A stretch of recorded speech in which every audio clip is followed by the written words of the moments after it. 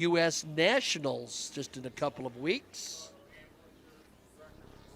And if you stare off the horizon, you can see the old road course, part of the entire complex here at this particular facility in years past. But the focus tonight is on midget racing. Now, just to give you a rundown of how things are going to fall into place here at Lucasville Indianapolis Raceway Park. We'll have an all-skate here for a while in terms of a practice session.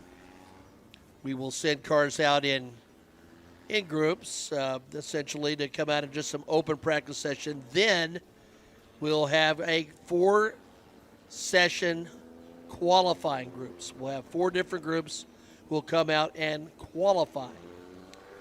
Heat races, last I heard there will be 3. The top 4 will qualify for the invert. The invert can be anything from 1 to 12. We will draw one number to determine the invert for the feature event. The national midgets will come out and practice and qualify together, and they will line up for a feature event. Haley Papp, she just got that engine. Got a dynoed here recently in car number 5, making her way out on the racetrack. Haley has been with us earlier this year. Goshen, Connecticut. Sometimes she's offered a different hometown. Good to have her with us. Also out in this session, the great Sammy Swindell. We mentioned the 30th anniversary of the very first NASCAR Craftsman truck race here at Indianapolis Raceway Park. We celebrated that this year with a Lane Riggs victory. But the very first race in 1995, Sammy Swindell was in that starting lineup. 3-time World of Outlaw champions, clearly one of the greatest sprint and midget racers of all time, winner of the Knoxville Nationals. He's had a long-time relationship with outstanding NEMA owner Tim Bertrand. And here he's back with us again. Again, we've got a bevy of 88 machines. Chase Locke out in the 88 machine. Chase, who's done some work also in super modified competition. I believe he's won a midget race this year at the Grundy County Speedway in Morris, Illinois. His brother's here as well. Chase calls Chester, New Hampshire home. Desi Petragon in car number 16. Desi, that's Tony's boy. Tony certainly knows his way to the racetrack behind us, but the Petragon family has a deep, deep history in midget racing, frankly. Frank Petragon was a longtime competitor in USAC Western States competition. Desi calls Brownsburg, Indiana home. For those of you tuning in on Flow, something that you may not know, I mean, many of you know that the U.S. Nationals, the greatest of all drag races, takes place right here at this facility. But in part because of that, and it's been an evolution, many of the top NHRA teams are in fact based in Brownsburg, Indiana, which gives credence to the centrality of the Circle City and the auto racing universe. Jim Anderson, an outstanding pavement racer from Joliet, Illinois, many-time pavement champion, is out of the 1G machine.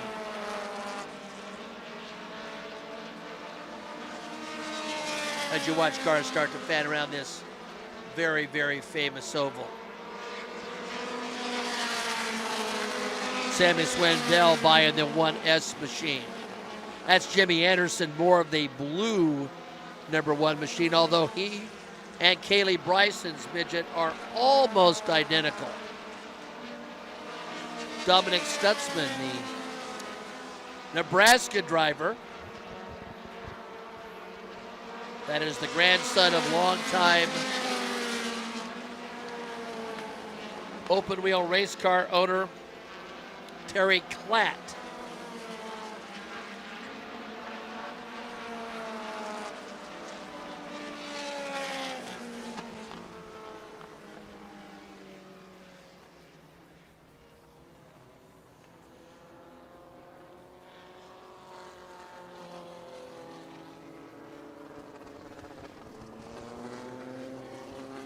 don't know if we had a concern about one of the cars. You can see as the 2-1 machines go by of the kind of the more of a deeper blue number 1 of Kaylee Bryson and Jim Anderson. There's not much to choose between them, and obviously we can't get a better look of him in the cockpit. Jim Anderson's family's been involved for a very, very long time. He's been a Rumble in Fort Wayne winner, a Bob Tattersall Memorial winner. Back in 2018, he made his Silver Crown debut here and run a tremendous race and finished 8th. He's a 3-time Stars Midget champion, co-champion in 2008. USAC D1 regional champion in 2012. Great racing family. His son, outstanding baseball career going. Just chatted with Jimmy about that. Was drafted actually in the MLB draft. Will probably return to college and he's in a junior college program and has been visited by some of the best programs like LSU. So that tells you he's got a lot of talent. Jimmy's devoted a lot of time to that when he's not racing himself. Early going to get a read on things, obviously, but Ryan Locke is the fastest thus far. Chase Locke, his brother, right behind. Dameron Taylor, an outstanding racer in the United States Speed Association, the so-called Kenyan Midgets. He's the all-time leader in wins in the USSA.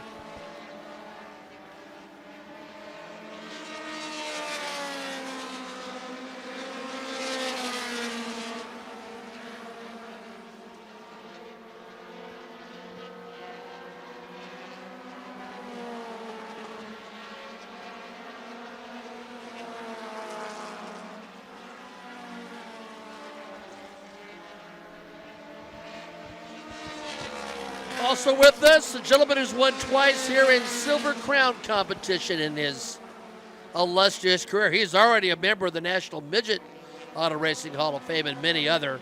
That's Ken Schrader out in the 9M machine. So Ken Schrader out for a practice session. Fenton, Missouri driver.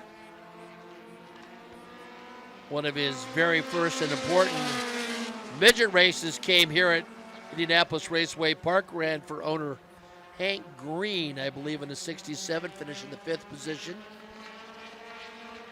Raced for St. Louis Funeral Home owner Gus Sohn.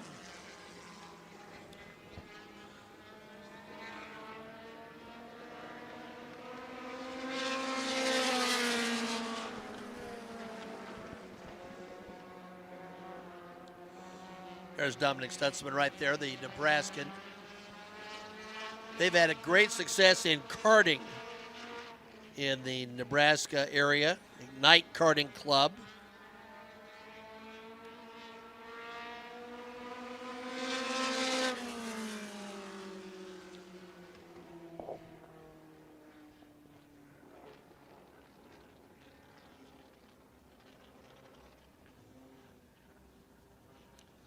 (2024) Dominic was the Ignite Karting Masterclass champion. That was the 4th title for Dominic with that group.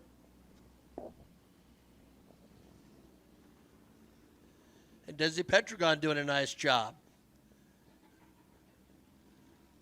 Best time 22.831.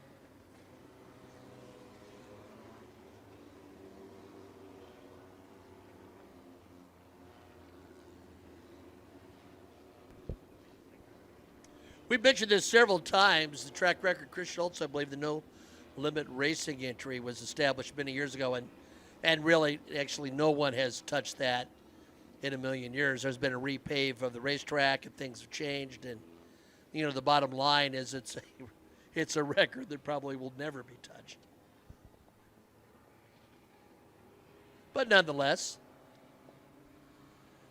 well, when it comes to NEMA lights, this racetrack, Midway, Massachusetts' Jake Trainer has just been unbelievable. Two-time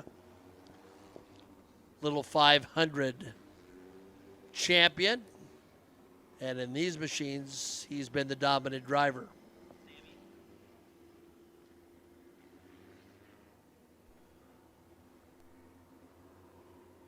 Currently down here in the Sammy Swindell pit, they currently think they have found an oil leak on the race car, but still sorting things out, as they have told me they have not 1,000% figured out what the issue is. So Sammy's been out of the car as well, helping the team, but right now, the main thing they're worried about is an oil leak in this number 1 machine.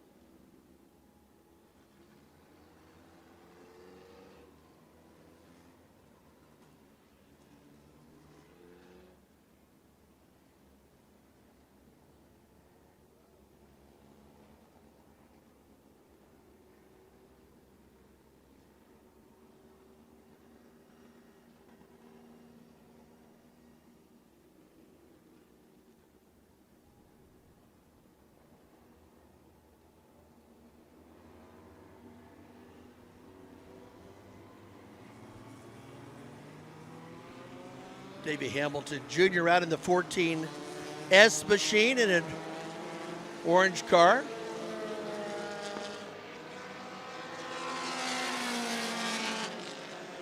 Also caught a look a few minutes ago at Michael Lewis.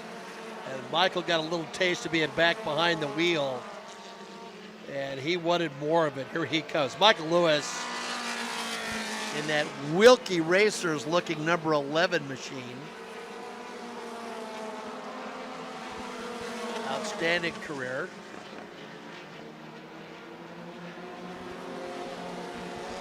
Cal O'Gara going slow with that pea green number 11 machine down on the bottom.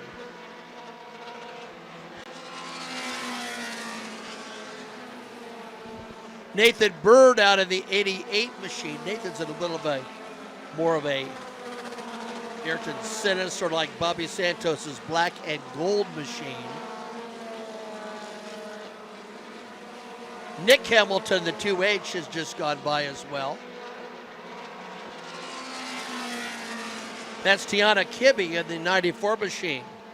Cranston, Rhode Island. She's in the 5th position, I believe, in NEMA Lights points. Her family's been very much involved in NEMA. Family, a 3-time interim champion with Ben Seitz behind the wheel some years ago in NEMA competition.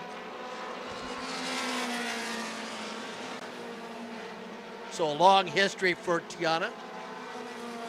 And again, she's done a nice job in 2025. We kept an eye on her through the NEMA ranks.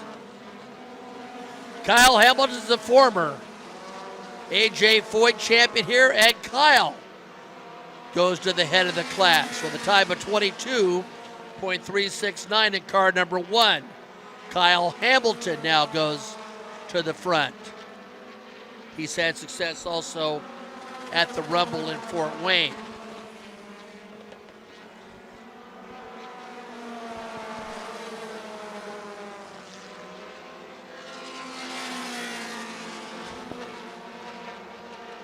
Ben Mkhitaryan out at car number 9. That is Boston Louis Seymour's grandson. We first saw him racing a quarter midget at Indianapolis Motor Speedway. He's been with us here in 2025. Nice to have Ben with us. The great Billy Weiss, another guy who has won the Turkey Night Grand Prix. Billy out in car number 2 is Tom Hansing with the white flag. Going to bring this session to a close.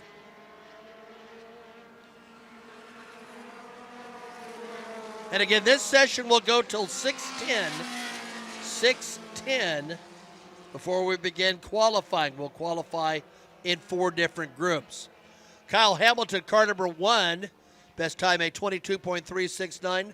The Birdman, Nathan Bird, 88B, 22.654. Michael Lewis, car number 11, 22.7 flat. Jake Trainer, 22.796. Ryan Locke turned to 22.802.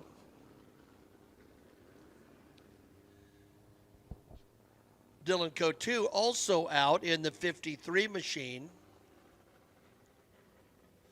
Dylan was the NEMA Lights winner this year at the Butch Walsh Memorial NEMA race at Claremont Speedway. Nice to have him with us. He calls Griswold, Connecticut home.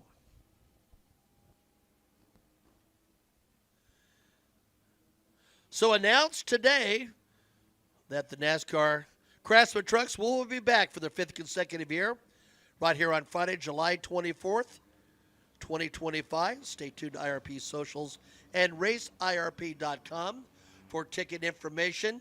We have picked up momentum with that race, and it's become one of the best on the tour. The proximity, the ability to be as close to the action as you can makes it a must-see event. So again, this session will go till approximately 6:10.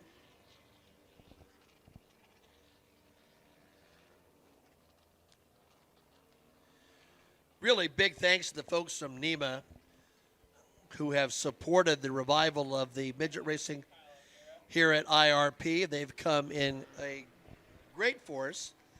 Now, Drake York is trackside with Kyle O'Gara, where Kyle will try to explain the color of his race car. Pat, I'm not sure how exactly you describe the color, maybe a light lime color, but anyways, the good news is that is the easiest thing we figured out so far today with the 11 car. As you're looking at right now on FloRacing, a whole bunch of oil down in the floor of this 11 machine for Kyle O'Gara. He came in a number of laps earlier than everybody else in that particular practice session, and this is a good reason why. Not sure exactly if it's a issue with the tank or a line blew somewhere, but regardless, you can see this whole race car really coated in oil, and Kyle O'Gara currently in the cockpit wiping down some of that oil that came his way inside that number 11 machine. So now 2 cars with issues with oil in particular here in this practice session. Well, that's a shame because he is a driver who can certainly get to victory lane. We know that. We've seen it. And a popular driver for good reason, always upbeat. Sarah Fisher here also providing some, Sarah Hartman, providing some oversight on what's going on there. Sarah Hartman. Sarah O'Gara. I got her sponsor confused there. I saw her earlier today. It's good to see her.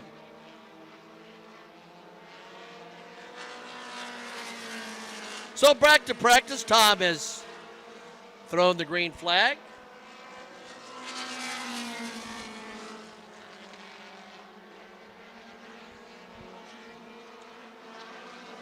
And Dayglow number 88, I believe, is Dakota Armstrong. Again, we've got a variety of 88s. They've gone wild.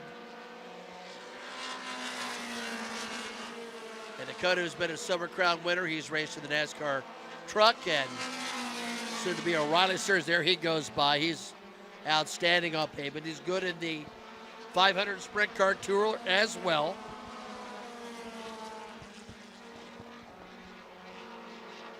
Haley Papp is also back on track in car number 5. And Garrett Saunders is out in the 88S. Garrett's a great story in his own right. His dad will probably be up here doing a little bit of commentary and observation as the day goes along.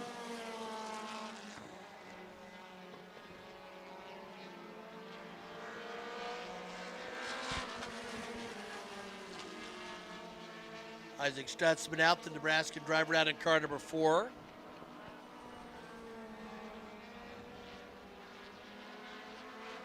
Isaac 19th quick thus far in the early going. Haley did post on, and I've talked to Haley. She, a new engine in the car. They've worked on it here locally to get out here into competition. Car number 5. She got into racing on the advice of a gymnastics coach, believe it or not, and it really took off immediately for Haley Papp. It's worked out pretty well for Haley.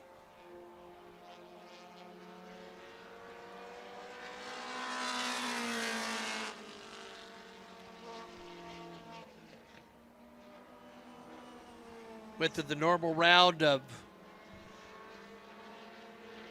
micro racing, including at Greenwood, Clyde Martin, and Airport Speedway in Pennsylvania.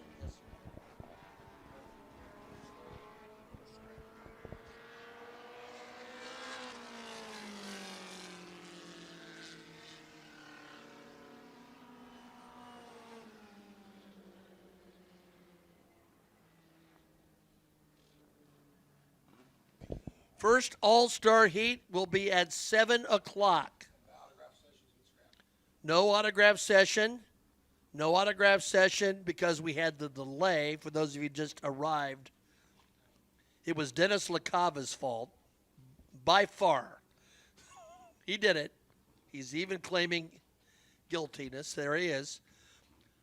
We had to get the safety crews and the ambulance over here from the drag strip. So that's what the situation is. Dennis's ability to create an opportunity, a mechanism by which Justin Grant can break his Silver Crown car with his shin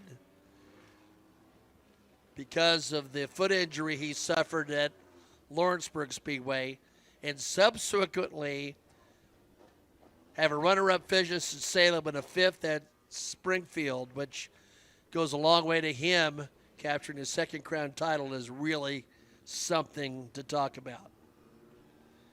And the fact that Justin's gutted it out. That's Lee Pierce from Liston in the 42, who just went by. He started at Liston in karts and raced them for 15 years. A Speedrome Midget, spent 4 years in the Army. Took a little bit of time away. He's ran the Kenya Midgets as well.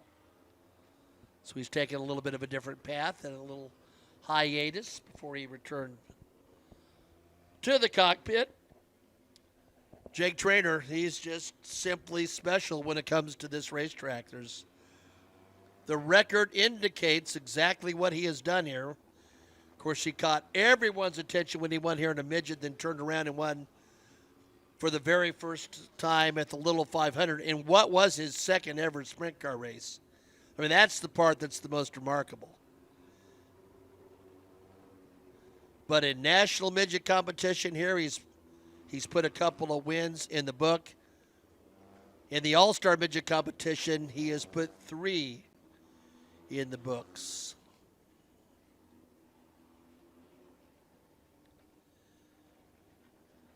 He did not win here in June. That was picked up by Kyle O'Gara. But he has been clearly a dominant performer. Cavallari out of the 17 machine, we mentioned he is the current NEMA Lights points leader. And we mentioned that the family, I'm assuming it's his dad, but I could be assuming wrong. At least the Valeri Midget won 3 NEMA championships with Ben Seitz at the controls. That's a proud group that's been around for a long time. So that's a signature accomplishment for that family.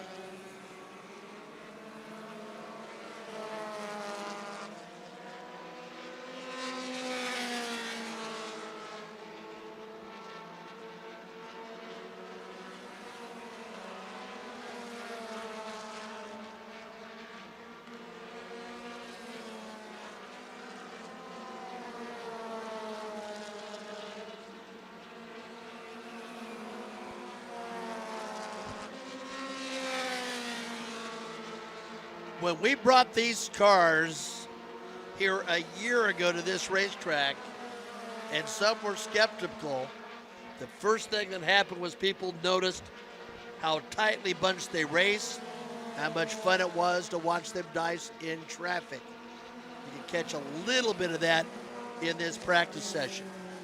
Step backing at this racetrack makes it a little bit unusual and a little bit different. Drivers tend to use a different line at either end of the racetrack.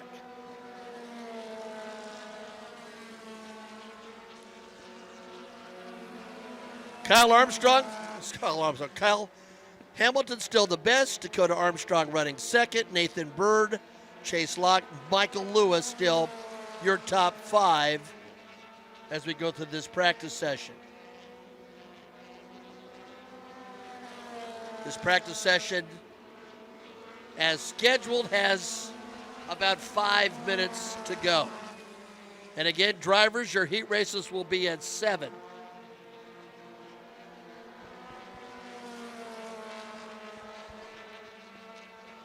So eyes on Lee Pierce, the Lisbon, Indiana driver.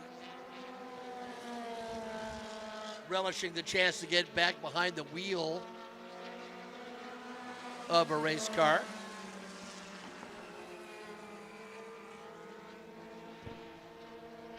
And there's Tom with the white flag.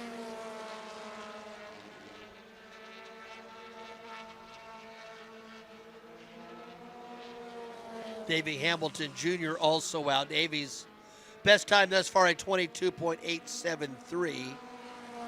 That puts him about mid-pack. He's been a USAC Silver Crown race winner himself. He's had success in pavement sprint cars, like his dad has ran super modifieds, etc., etc.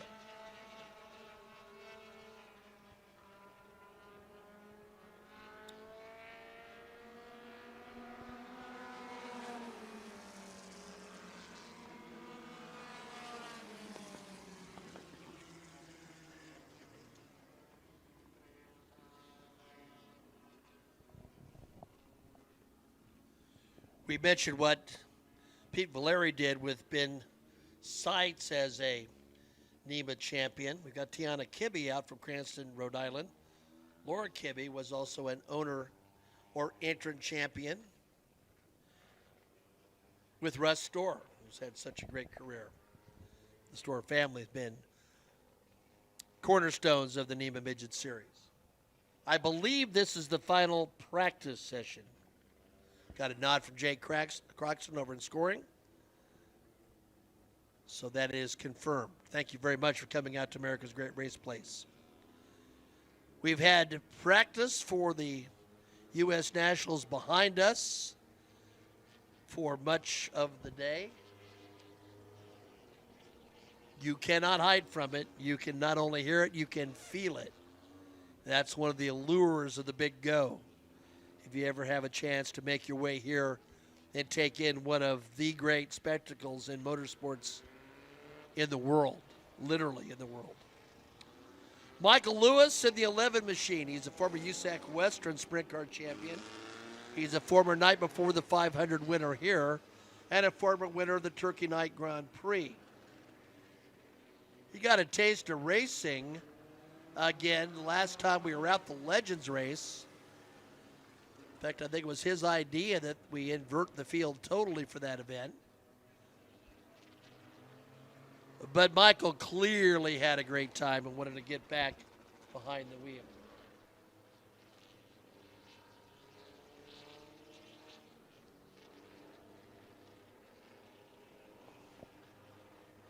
That's Ryan Locke in the 38 machine. Chester, New Hampshire driver. And a very talented driver at that. He had a 4th place run back here on the 26th of June.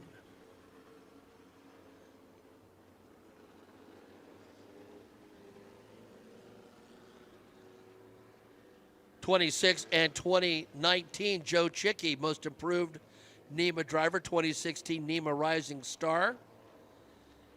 And in 2019, he was the NEMA Lights champion, and he did so for owner Frank Manafort. Now, what does late Frank Manafort, have to do with Indianapolis at all? A lot, because Frank Manafort fielded a car for Brady Bacon to win the very first BC 39. So the Chester, Nebraska drivers had a great deal of success in NEMA Lights.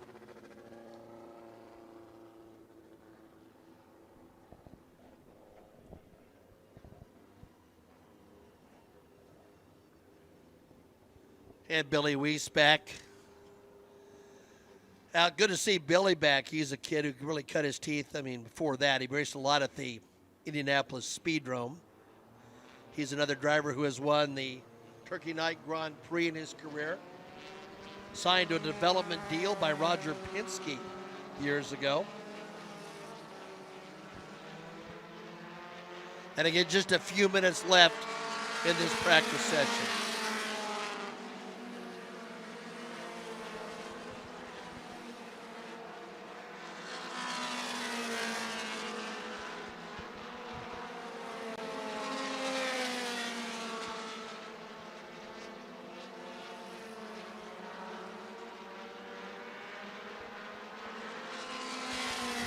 We just watched Michael Lewis as he went through 4. Now,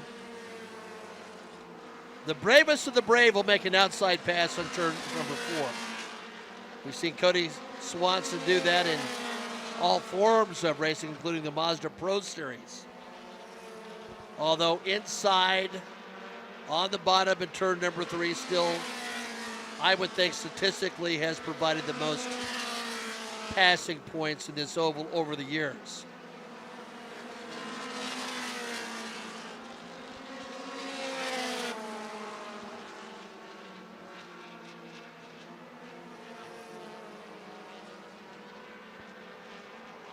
Tracking the pretty number 1 machine as it comes by.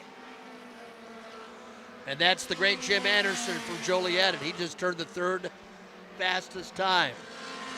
His father was known as Big Jim, who provided cars in the old UARA Midget Association that was grounded at the Joliet Memorial Stadium, famous place where Bob Tattersall was king. Jimmy's had a fine career himself.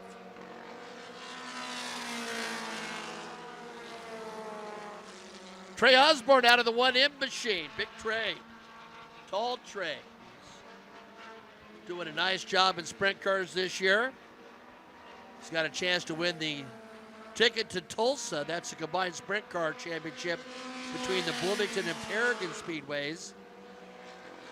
And that's sponsored by the Ford Performance Racing School, and an opportunity to win a Chili Bowl ride with Chase Briscoe Racing.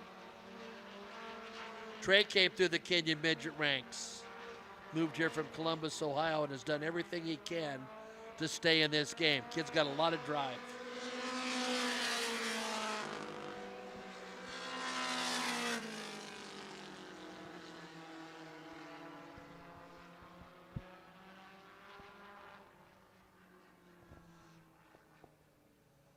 So Jim Anderson's going to pull in after a really nice effort here in the waning moments.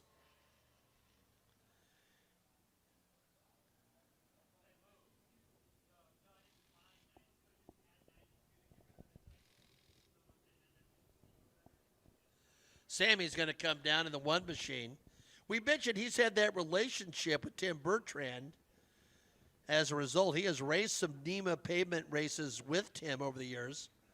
Now, interestingly enough, Tim Bertrand, who's now the all-time leader in entrant victories with the Northeastern Midget Association, he's actually owned the engine or provided the engine that Logan Seavey won back-to-back Chili Bowl Nationals in a car that was owned by Kevin Swindell. So he's had a multifaceted relationship, that being Tim Bertrand, with the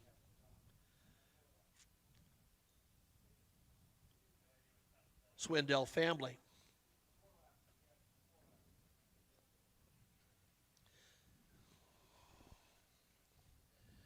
Tim went around the Dean Angelillo in terms of all-time NEMA entrant wins a couple years ago, and one of the drivers who made that hand was Massachusetts driver Randy Cabral, who's with us tonight.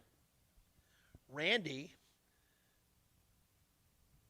I believe, recently moved into second all-time in NEMA wins with 73. I might be off a win, but he went around the great Dave Humphrey. Only person in front of him is Drew Frenoro, and Drew drove often for Gene Angelillo.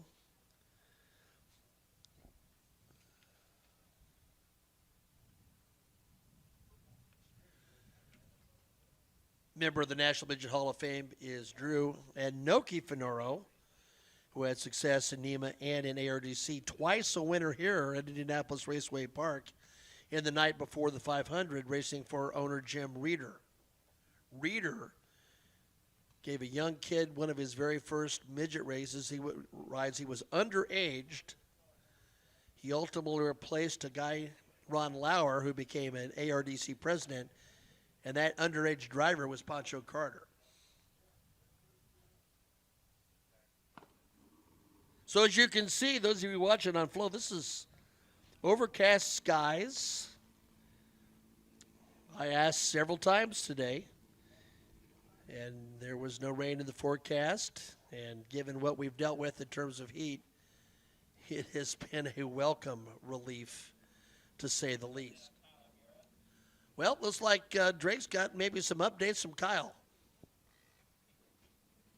Indeed, I do, Pat. Just currently spoke to Kyle Aguirre about a minute or so ago, and he did confirm with me that it was a loose oil line that caused all this oil to go everywhere on the 11 machine. And I asked him, hey, is everything getting buttoned up? And he said, actually, quite the opposite. We're getting ready to put this car up in the air. We think we found a further issue, so I believe right now the plan for Kyle and team is to forego qualifying here with the All-Star Pavement Midgets and hopefully get this thing ready to go for one of the 3 heat races later on this evening. Yeah, and the way the format is set up, let me remind you, I've said it a couple times, that if you, in the top 4, you are eligible for the redraw, and the redraw is 1 through 12. So if Kyle can get that thing buttoned down, get himself in the top 4 in the heat race, and benefit from the redraw, then his night is far from ruined.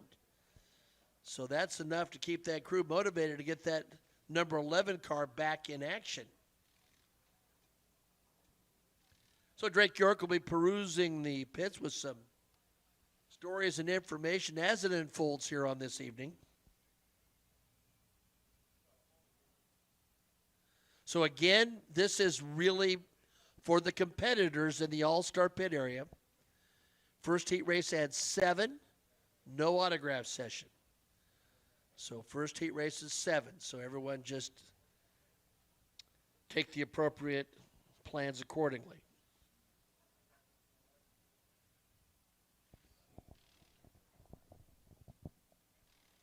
Is Burba still around?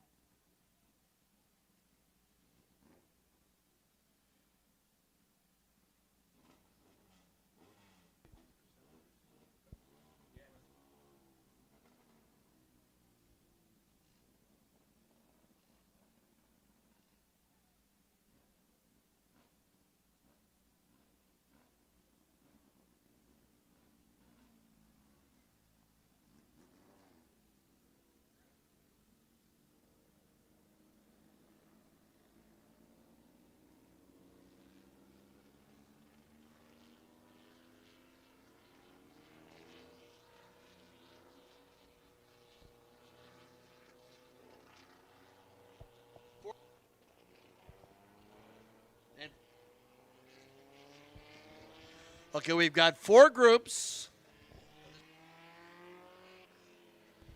4 groups, 4 laps for qualifying. Kaylee Bryson by in the 1K.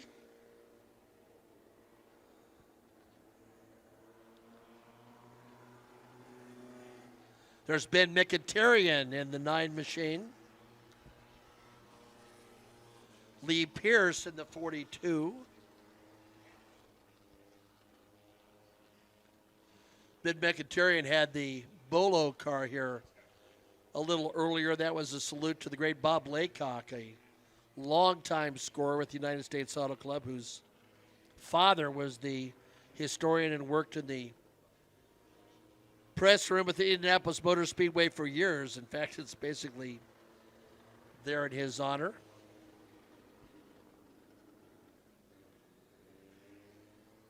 Family's been involved in the sport forever.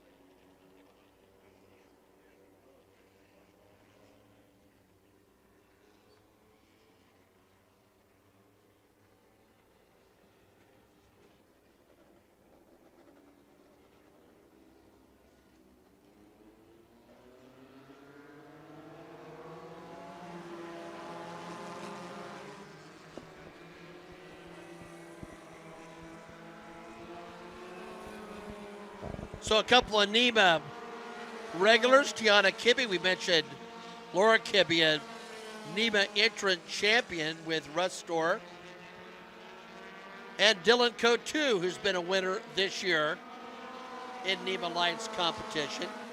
He was a winner of the Butch Walsh Memorial at Claremont Speedway. Now they've got 4 laps at their disposal, and this again is qualifying. These are qualifying to set up our heat races. We have 3 heat races planned.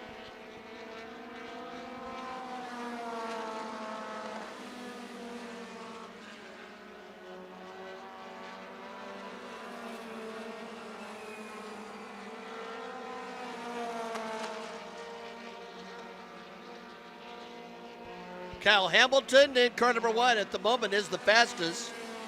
The former A.J. Foyt winner here at this racetrack, 22.274. Ben Becaturian has moved to second, 22.673. Ben's in car number 9. Dylan Cotu's moved to third, car number 53. Kyle Hamilton has improved his time to 22.274. So Hamilton, Mkhitaryan, Cotu, and Kaylee Bryson in the 1K. Katie, one of those who participated in our first All-Star Legends race, I couldn't hardly wipe the smile off her face. She had so much fun. That was almost universal. That the entire experience was a great deal of fun. As the checkered flag falls, it's Kyle Hamilton with a 22.251, Ben Mkhitaryan with a 22.565, Dylan Cotu 22.591, Kaylee Bryson 22.884, Tiana Kibbe 24.215, and Lee Pierce 24.874. I mentioned earlier that Ben Mkhitaryan is the grandson of the great Boston Louis Seymour. There was a great relationship between Boston Louis and Ken Schrader. Ken, a 2-time Silver Crown winner here right at America's Great Race Place. That relationship is very deep. When Boston Louis went into the National Sprint Car Hall of Fame, Ken Schrader, or maybe just Ann came, the Schrader family certainly was represented. Ben's family took me into the trailer today. They had a picture of Ben when he was 1 right next to Ken Schrader. It's a precious picture. And Ben's a strapping, good-looking guy. I mean, he looks like he could play tight end somewhere. And you can still see him at the age of 1, all the features that are there. It's a great, great photo. And the loyalty that Ken Schrader felt towards the Seymour family is truly heartfelt. And he continues to work with the Seymour family overall. I think he's provided some advice to the likes of Jake Trainer. Jake's done pretty well with that advice and used his own natural talent to make great things happen. So one qualifying group is in the books. We'll bring out qualifying group number 2 of 4.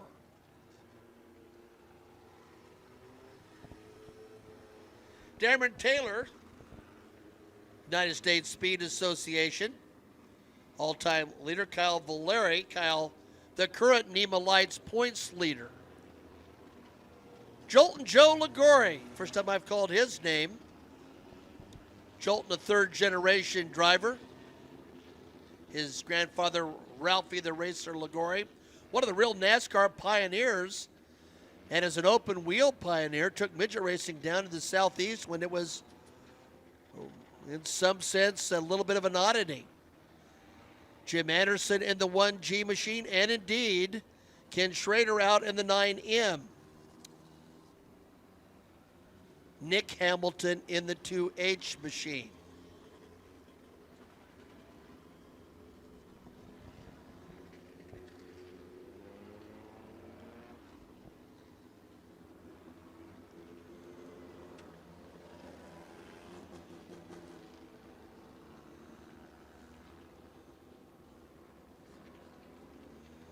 Nick Hamilton, the former Stars Rookie of the Year back in 2014. He won the Rumble in Fort Wayne about 8 years ago.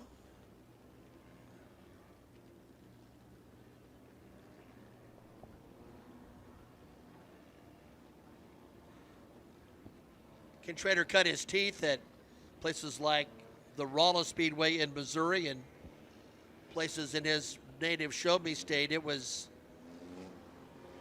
eventual USAC stock car champion Dean Roper who went to Ken's dad and said, it's time to let that kid go. He's got too much talent to just hang around here. And this is one of the places he took that talent early on in his storied career. And know this, when Ken Schrader arrives at a racetrack, it's not ceremonial. He's here to race. Well, Jake Trainer has won 2 little 500s.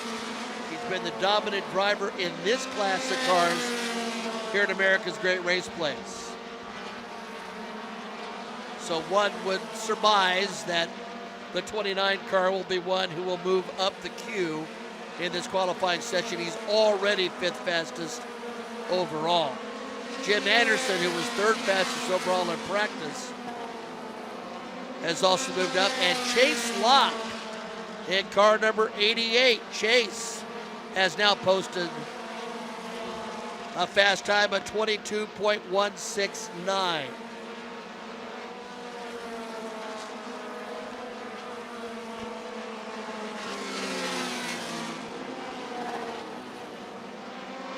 So Chase Locke making things happen.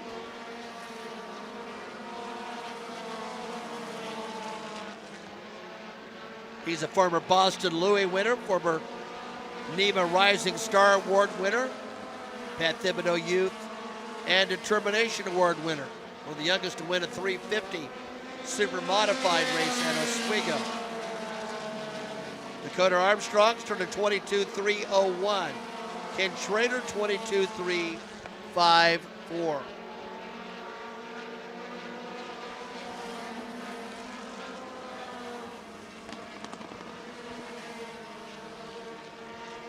Desi Pedregon out in the 16 machine, trying to turn some quick laps.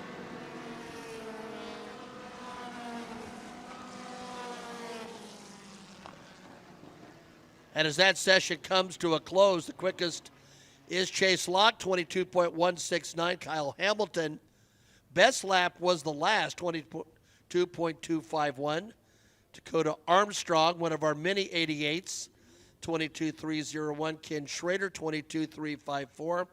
The Birdman Nathan Bird, 22.389. Jim Anderson, 22.429.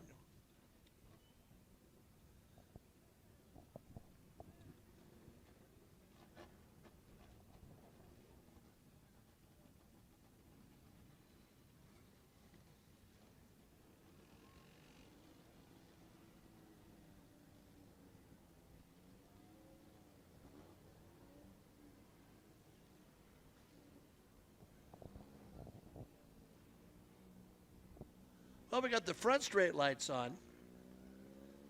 But somehow the ankle bone was connected to the foot bone and the scoreboard went off.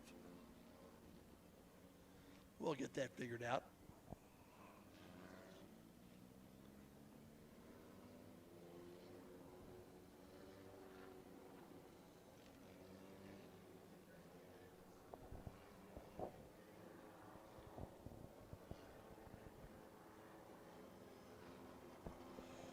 Michael Lewis in car number 11, Noblesville, Indiana driver. I believe that's the 88 of Garrett Saunders, who just went by in the maroon number 88.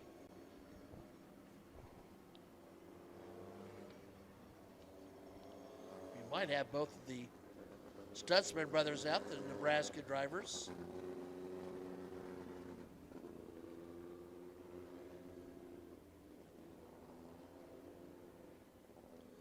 Oh, I see Kyle O'Gara getting pushed to the line. So that's good news. Hopefully that crew's been able to get that situation under control.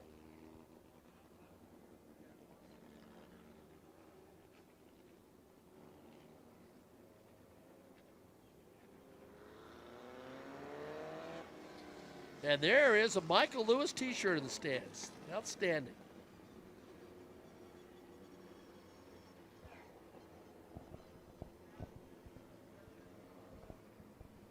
National Midgets, you are next to Hot Lap. Be ready to rock. National Midgets.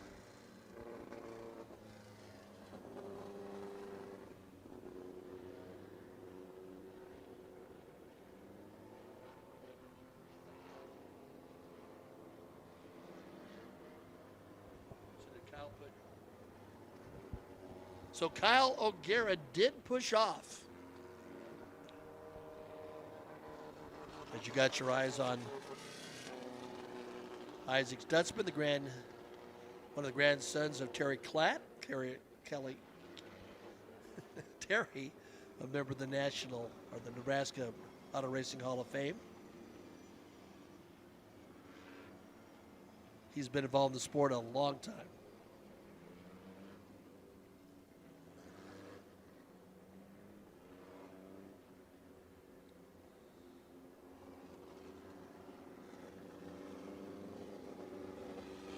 Sammy Swindell out. We'll see if Cal O'Gara's in good shape to make things happen. I believe Trey Osborne's also in the one. Again, we got about 5 or 6 number one.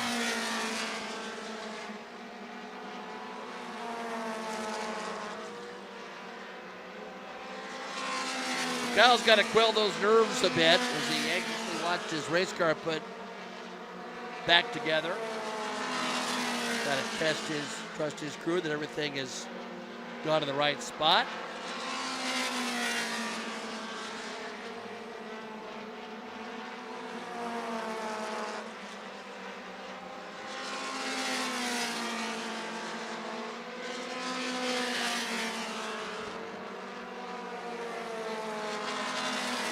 Cal's been able to post the 13th quickest time thus far.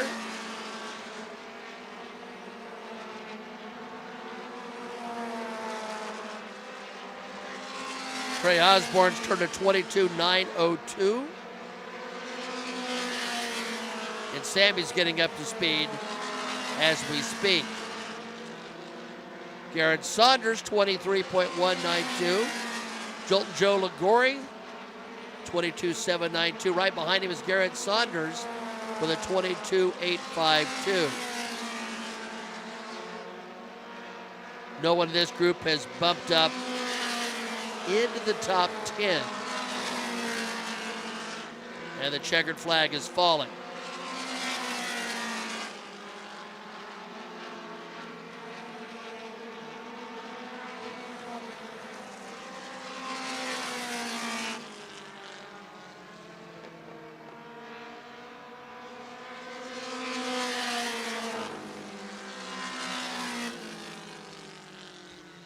So all the qualifying has been done. Chase Locke, the fastest, 22.169. Kyle Hamilton, 22.251. Dakota Armstrong, 22.301. Ken Schrader, 22.354. Nathan Bird, the Birdman, turns a 22.389. Jim Anderson, 22.429. Jake Trainer, 22.453. Michael Lewis, 22.533. Ben Mkhitaryan, 22.565. And Kyle O'Gara did all that work and was able to get in the top 10 with a 22.591.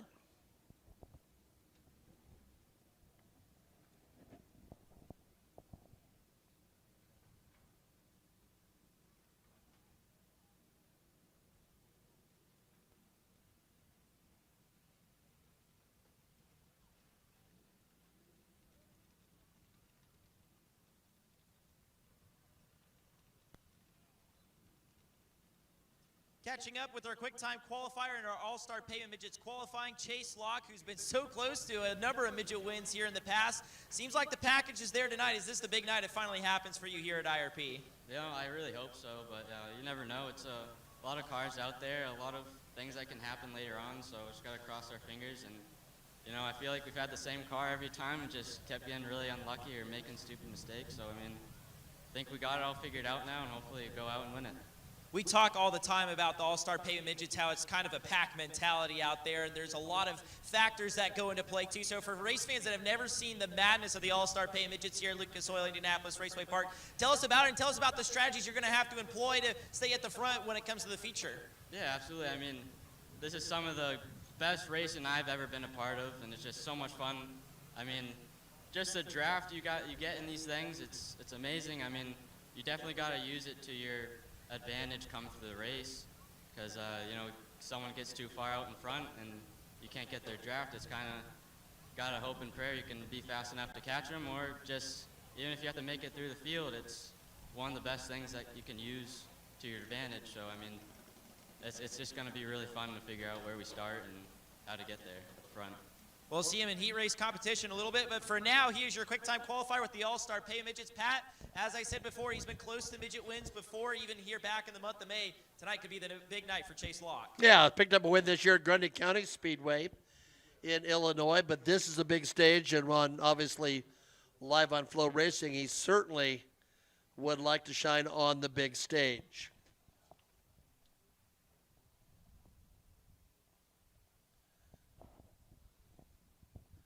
I want to give a shout out to talented engineer Gavin Ward with us tonight. Hope he's here with his family. Hey, there he is. Got a pink hat on and everything.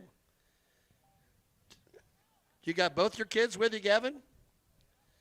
Tell them to take off those headsets and say, as a goalie, my daddy is a sieve. Say hi to your daddy. There's Gavin. Nice to see the family here.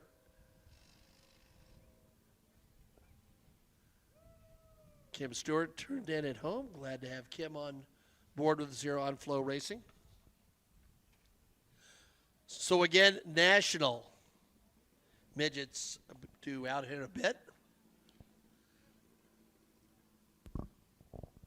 Brian Loans is with us. He's been calling the action over there in HRI on Fox. How are you, sir? I'm good. And I said to folks here, the great thing about the action on the back is we can hear it and we can feel it. Yes, you can. Yes, you can. It's a brilliant facility here. Love coming to IRP is special. I mean, the neat part about this place to me is how much history is in each section of this racetrack. You know what I mean? Like the amount of stuff that's been done here in the circle track and for us on the drag strip, it's incredible. And the people who've been around for a long time know this. You can look over that road course off of turns 3 and 4. That is the place where Mario Andretti won his very first national championship race. Very first, yeah. And you go back and you watch some of the videos of the old the stock car races that USAC would run. I mean, 200 amazing. 300, yep.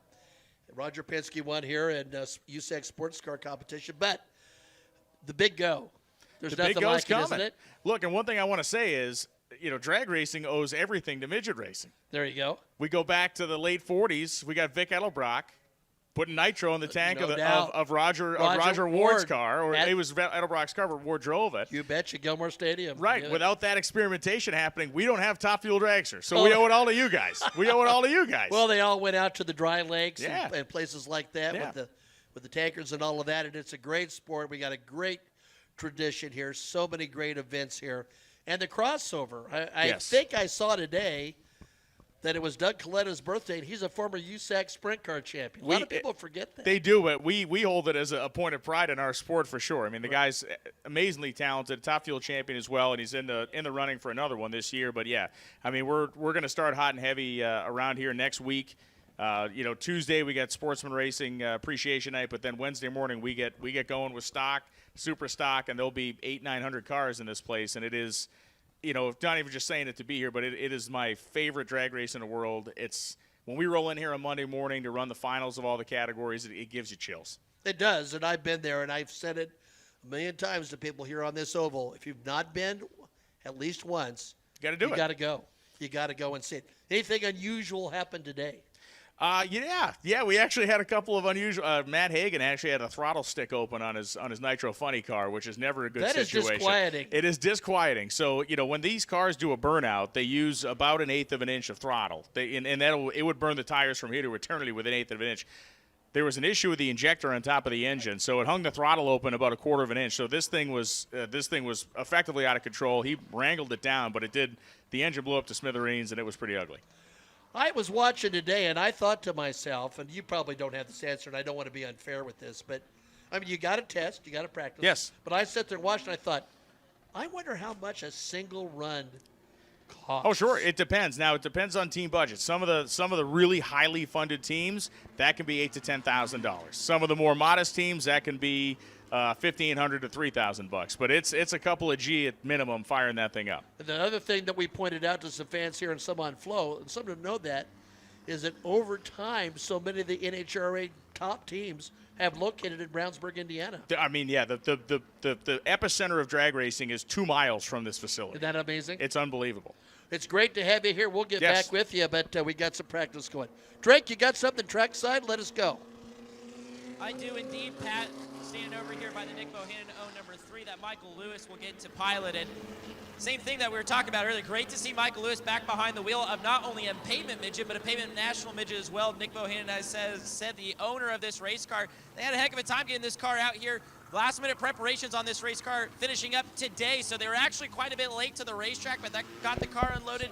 All brand new stuff. Nick told me earlier on the race car today. Of course, they run everything down at the Salem Speedway. Been great host to USAC over the last few weeks or so too. So brand new race car for Michael Lewis in the house too. We talked about all his successes, especially here as a night before the 500 winner. Interesting to see what he's going to be able to do behind this brand new piece for the Bohannons here tonight. Well, and Nick Bohannon, a winner in USAC competition in his career. He raced the old Wednesday night series, but yeah, rolled in a little bit late.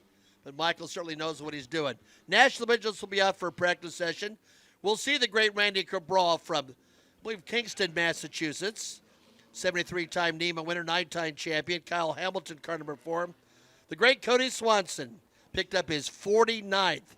That's right, 49th Silver Crown victory at the Springfield Mile. Jack Hewitt second with 23. What's that tell you? He's been a many-time AJ Foyt champion here. Brett Sanderson will be out in the 60C. Tristan Brown, that's a late change, will be in the 80. Annie Breidinger was originally slated for that. Annie has graduated from Purdue in engineering. Guess she's got a great job in the Bay Area and could not get away. And then Bobby Santos III in that beautiful 98 machine is out now for this session.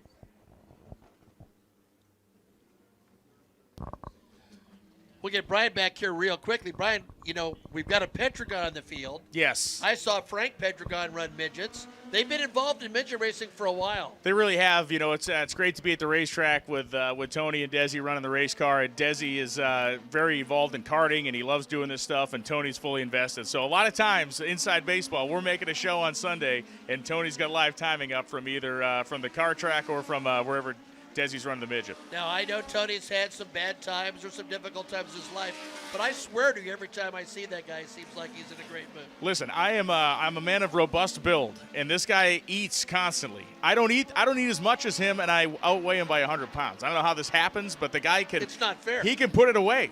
We sit there in the booth. The guy eats all day. I don't eat anything. I put on 10 pounds looking at him. I don't know how it works. Well, that's going to be fun. It's going to be fun to be here for the U.S. Nationals, and we'll see what happens here at the Midgets. Amen to that.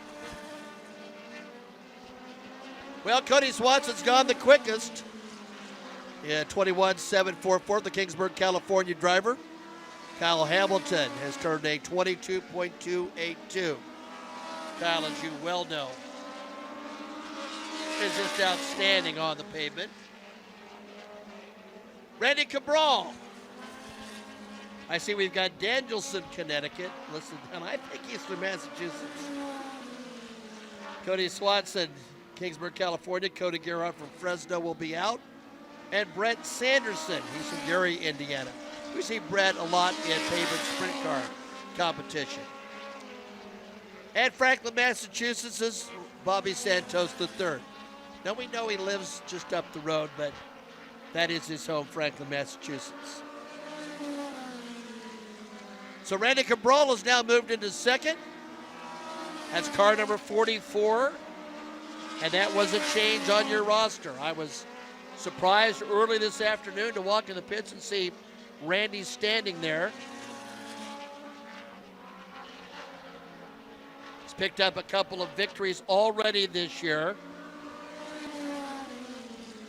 He was the national winner of the Bush Walsh Memorial, and he won the Marvin Richkin Memorial as well. He's also won in NEMA Lights. I believe that Randy is number one in all-time NEMA Lights victories with, 27, 28, somewhere right in there. So he is continuing to develop his absolute Hall of Fame credentials.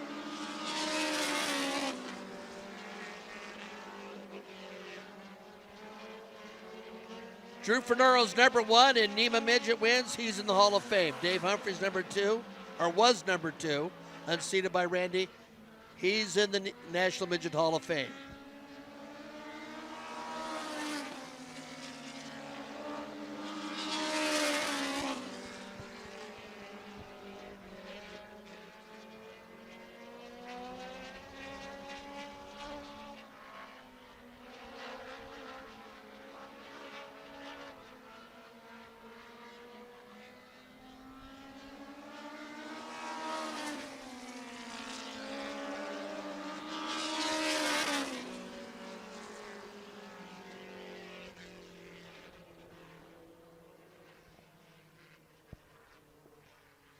So Cody Swanson, Randy Cabral, Kyle Hamilton, Tristan Brown, Brett Sanderson, and Bobby Santos III. We should see Michael Lewis in the 3, Nathan Bird in the 40, Cody Gerhardt in the 60, and Travis Mahoney, if Travis is here, in the 93.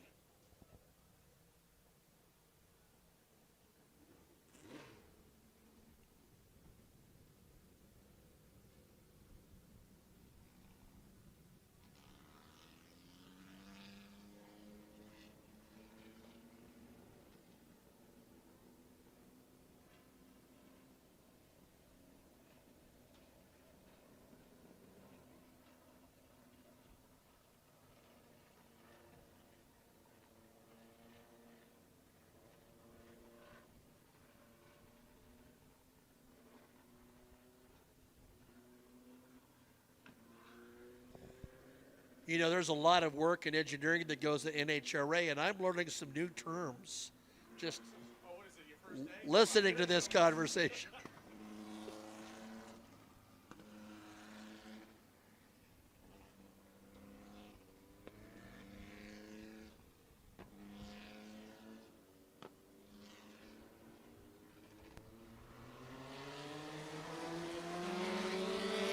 Bobby Santos back out on the Lucas Oil Indianapolis Raceway Park surface, and if you looked at his times from that first round of practice, he was in, you'd only notice one time because he only did one lap. Just spoke with the team momentarily. He said they had a line come loose on the 98 machine, but it was not a big enough deal to where they could just button it up in a few moments. So they're sending that 98 car back out there, and he's out on the speedway looking for at least a few more laps this time in this next practice session. Yeah, the great thing when you're dealing with a Bobby Santos III is he's got plenty of mechanical savvy as well as driving skills. So not only can he quickly diagnose the problem, not his dad will be there to provide some guidance, but Bobby certainly knows how to handle a wrench, and if not, Julian, his son, does. So a very quick assessment and a quick intervention, and hopefully that bodes well for another driver who's been an AJ Foyt champion here at Indianapolis Raceway Park. Bobby's been a midget winner here at this racetrack and for many times. He's did something that'll never be done again just because of the quirks of the 2020 season. He was the night before the 500 and little 500 winner in the same year. He's won in all three disciplines here, major open wheel disciplines. And as many of you well know, he's a former NASCAR modified champion. His sister has been a NEMA midget winner. So basically, Bobby Santos races anything and does so very well.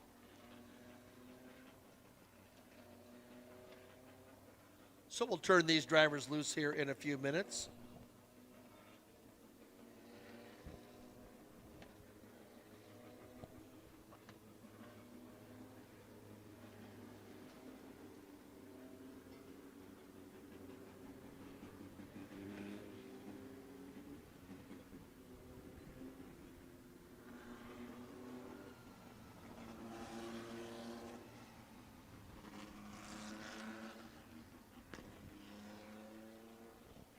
How does a guy from Boston get interested in drag racing?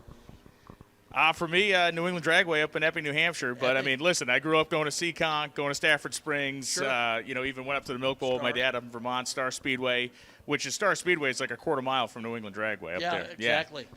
You picked up right away one of the teams that had a drag connection down here. Well, yeah, the Spirit of Boston car with Skip Holdren's name on the side of it. Like, Skip's a guy that legendary in the drag racing side. If there's a motorsports guy, and we see it down here, too, with the high-performance lubricants cars. I mean, there are guys that just love racing and support it on multiple fronts and levels. It's fantastic.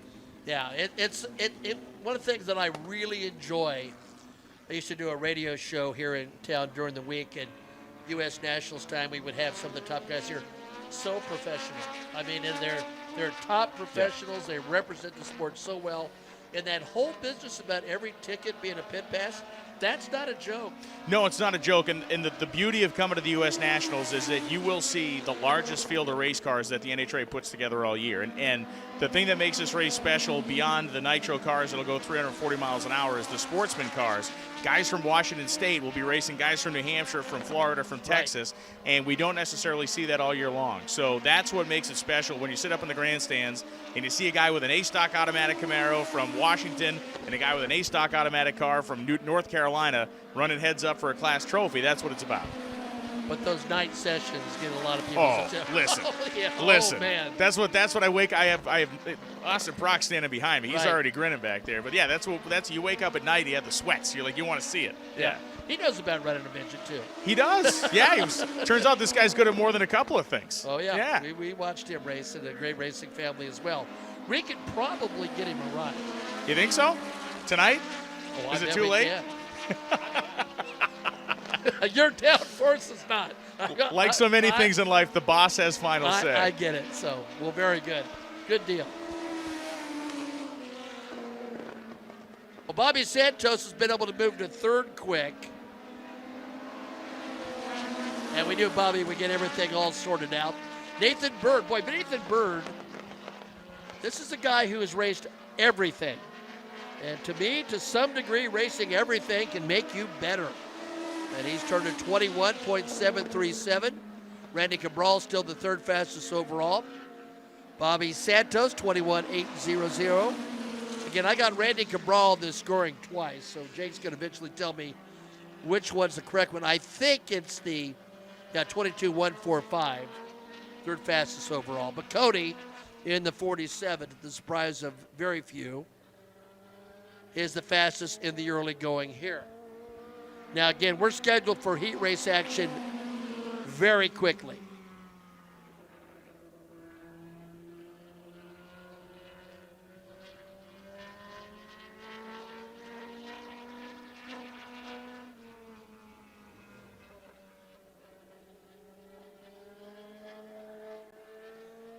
Tommy's looking for one flag or another. Looks like the white.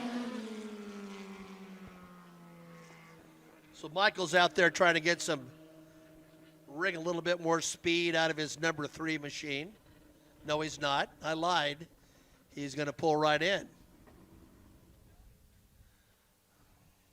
So Tommy said, I'm not doing extra work with that white flag. It looks like we basically have brought this to a close.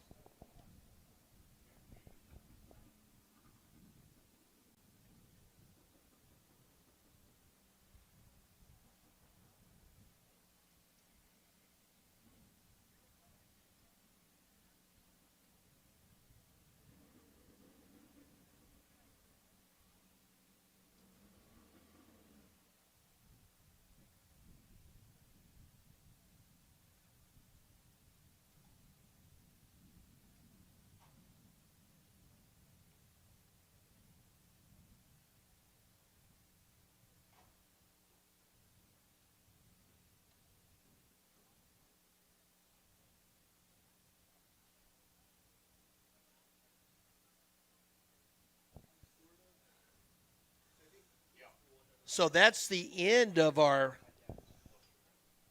practice sessions. We're going to have a brief pre-race ceremonies.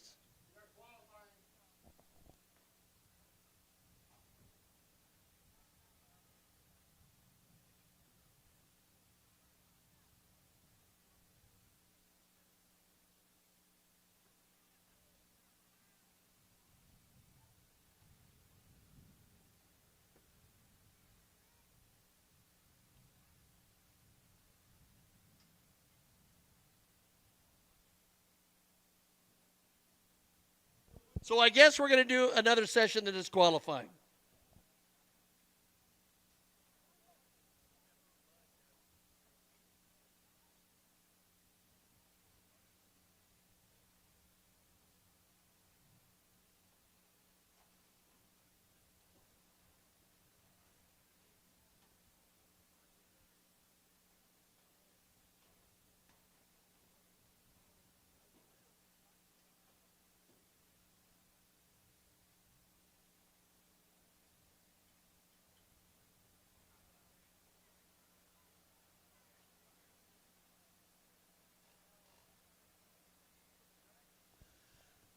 So, Brian, what is the journey? What was the journey to get here? A highly successsul work release program.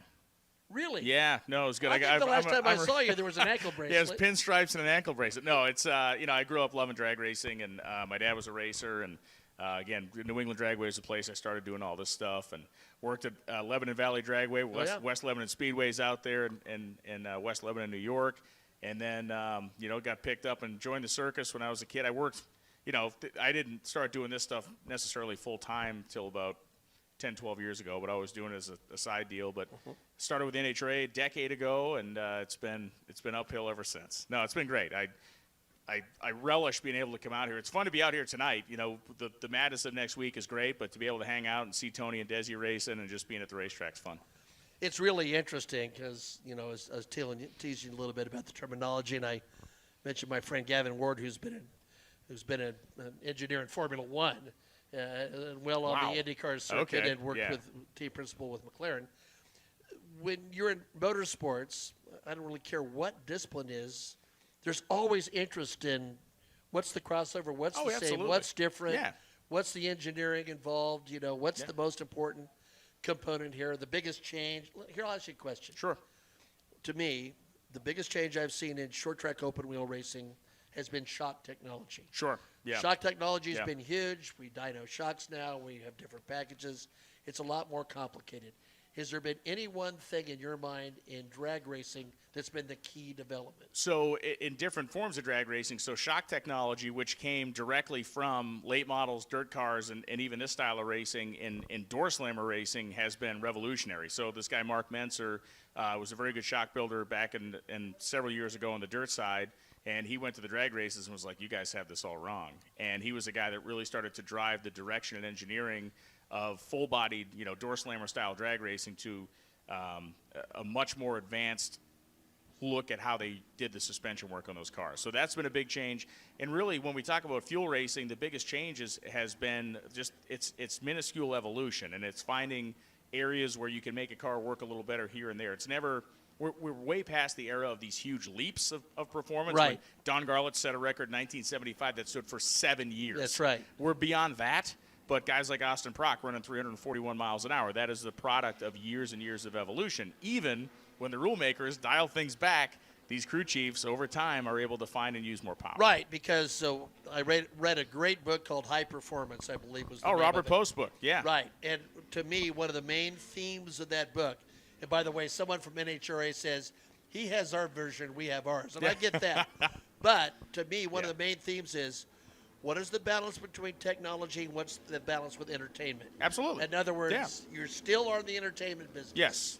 Someone gets way ahead technologically, you might have to dial that back in for competition. It's a funny dance, is it not? It's a dance to maintain an entertaining product that also has integrity, right? That's at the end of the day, that's what you want. You want the integrity. Like when I'm sitting here watching these race cars tonight, I want to know that this is a race that the racers are on equal footing, and I'm going to see a good show. And then you also have the other side of it where I also want them to go as fast as they can possibly go to be entertained in that way. So you're right. It's a very difficult back and forth, and the more power the cars make and the better ability people have to manage it, the more headaches and lost hair the rules makers get. Yeah, I was on a project that I am working on. I was reminded of someone I met years ago. His name was Maynard Yanks. Oh, man. Maynard, yes, legend. Sprint car guy, came into drag racing, and Bruce Larson, the whole works. That's exactly right. And interestingly enough, when he went back into sprint car racing, he had a little bit different sense of aerodynamics than guys did at that particular time. He really did. And so, again, we have that sort of trade-off that's pretty important. You know the old Maynard Yanks. Listen, Maynard Yanks, the legend, 1989 funny car champ with Bruce Larson. Tim Richards on that car. But Maynard Yanks was a guy that, in a lot of ways, when he came into drag racing, brought a skill set that many people didn't have, and he changed the way other people looked at stuff. So, I'm familiar. That's fantastic. Well, this is great stuff. Really enjoy it.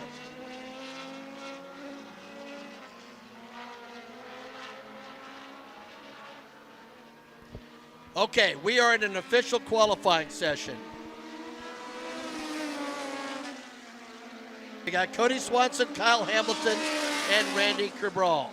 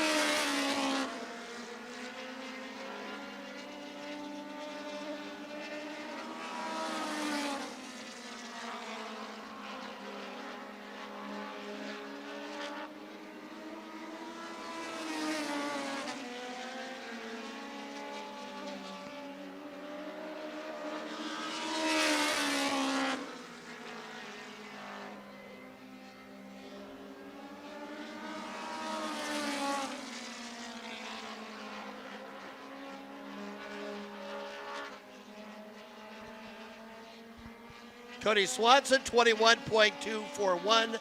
Kyle Hamilton, 21.948. And Randy Cabral turned to 22.013. That order is the same. I've seen no change.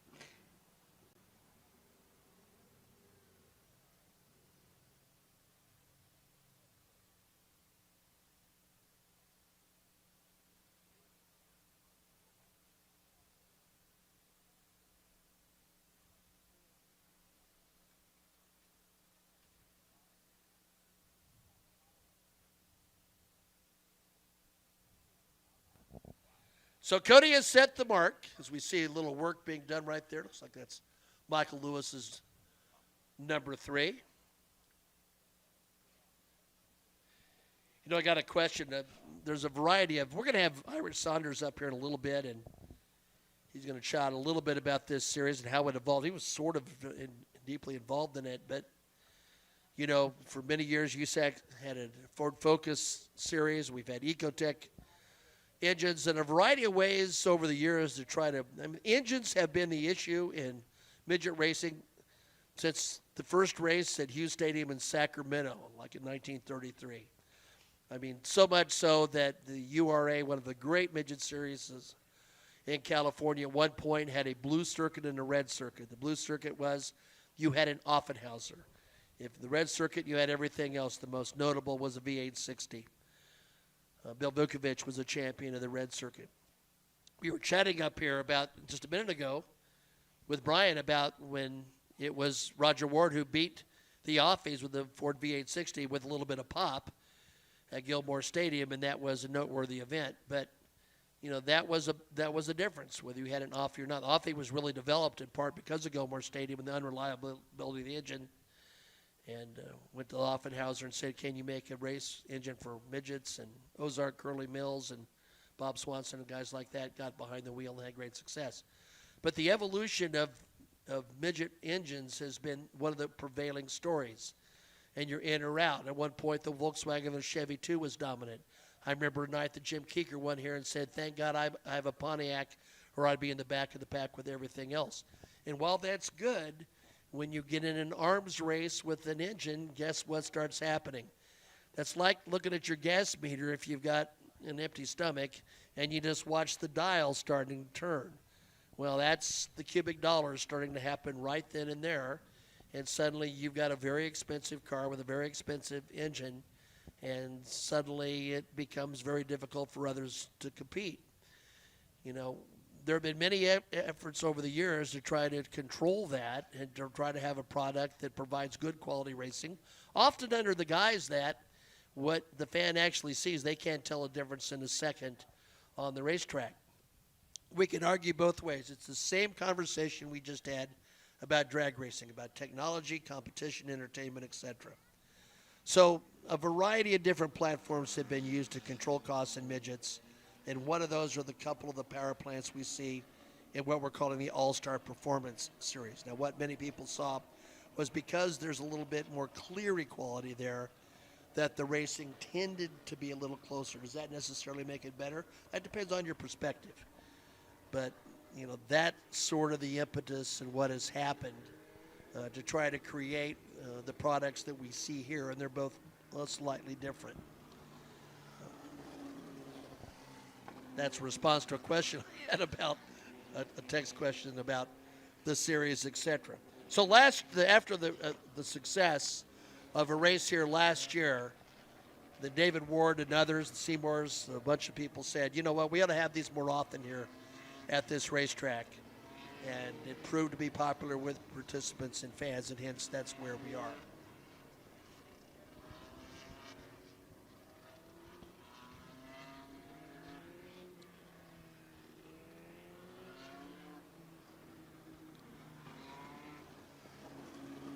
Nathan Bird out in the 40 machine. He's kind of had a day-glow car for a while now. There's Brett Setterson in the 66. Nathan's been able to do some work in the NASCAR Craftsman Truck Series this year.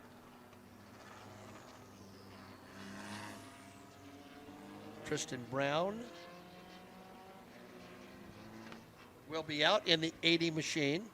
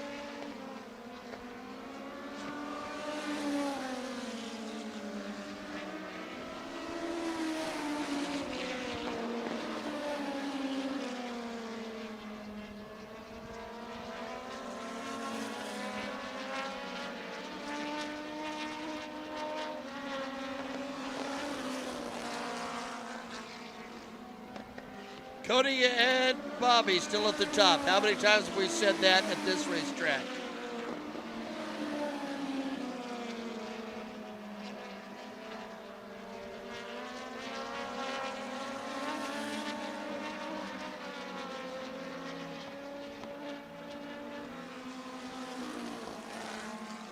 Nathan just turned a 20. That last lap, a little bit off from his best, which was a 22.701. Randy Cabral's turned a 21.925. So Cody, Bobby, Randy, and Michael Lewis should top 4 at the moment. There goes Michael. Those of you tuned in on Flow.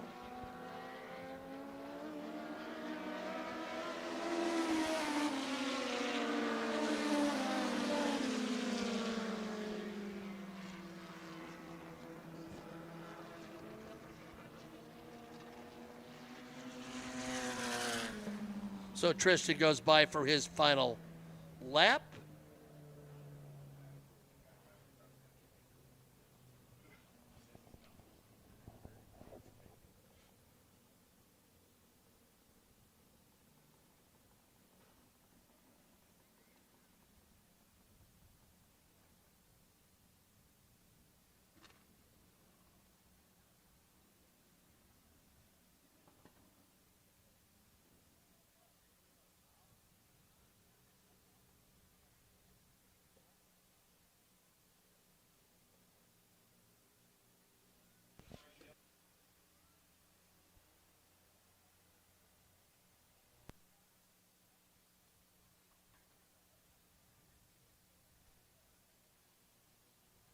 Looks like Drake's right next to Cody Swanson.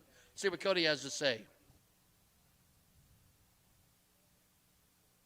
Thank you so much, Pat. Catching up with your quick time qualifier in your national pavement midgets. No surprise here, Cody Swanson, of course, he won the Carb Night Classic back in the month of May. And as I said, we haven't really been here since the month of May, but it feels like every time we come here, you just slide in like it's no big deal. You come in, go quick time, and usually go on to win the race. What is it about this place in a national pavement midget that is just so easy and comfortable to you that you can go a long period of time without racing and still come back fast as ever?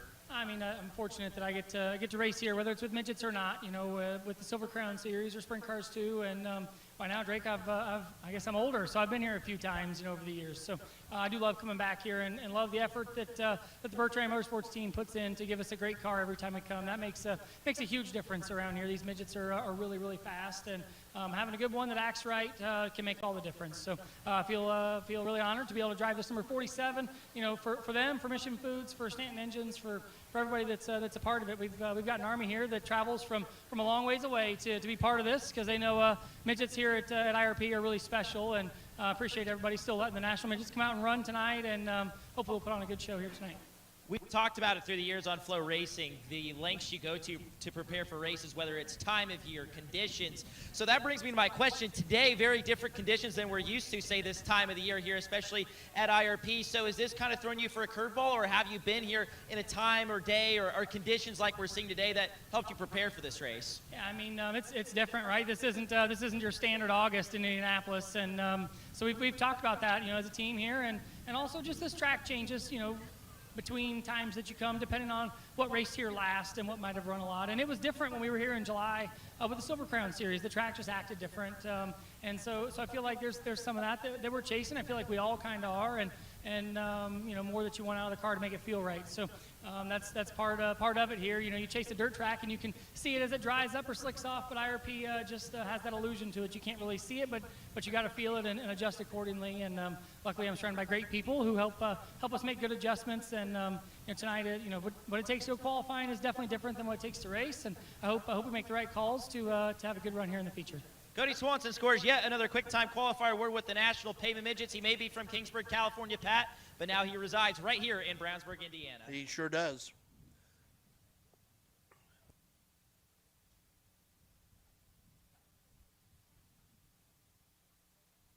And we see Drake York making his way down to the start-finish line. We'll have our brief pre-race ceremonies in just a second.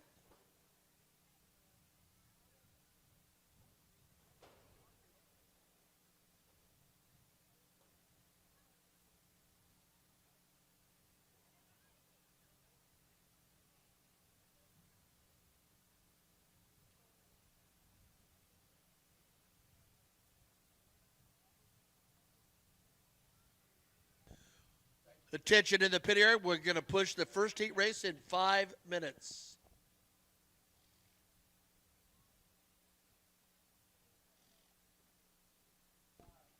All righty, we're going to send it trackside to Drake York. Thank you so much, Pat. Time to kick off our opening ceremonies here at Wednesday Night Thunder at America's great race place, Lucas Oil Indianapolis Raceway Park. So we ask race fans, if you are able to, please rise for tonight's invocation by Tim Spillman. Can we all pray? Father God, once again we pause and we thank you for all your blessings and all your love that you give to each and every one of us. We thank you for your Son that gave his life on Calvary for us.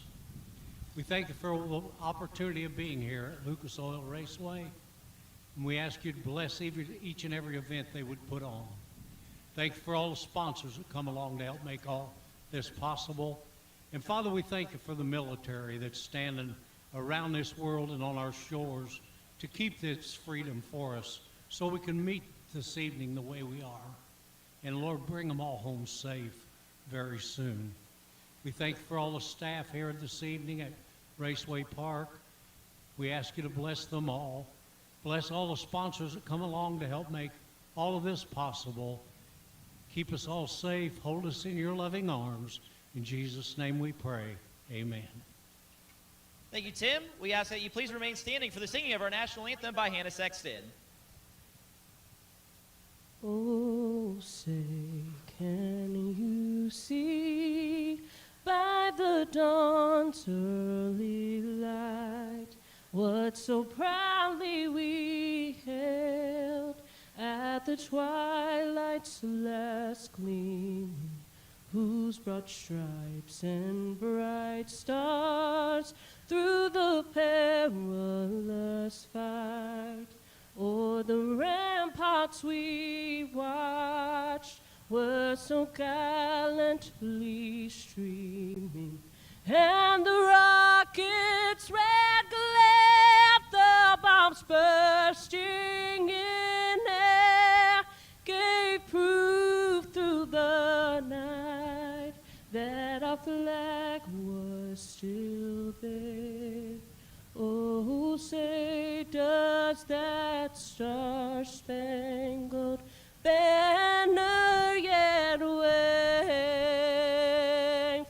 o'er the land of the free and the home of the brave?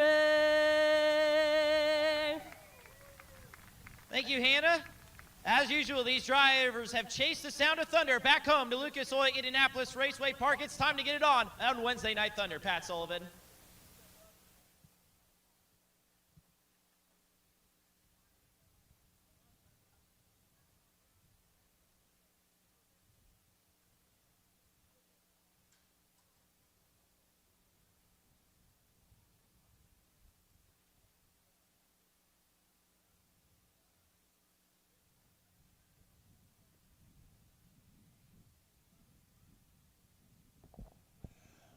Okay, once again, we have 3 heat races up for grabs. The top 4 will participate in the redraw. So a total of 12 drivers will participate in the redraw. We'll draw one number, and that will set our invert for our feature event. For the All-Star,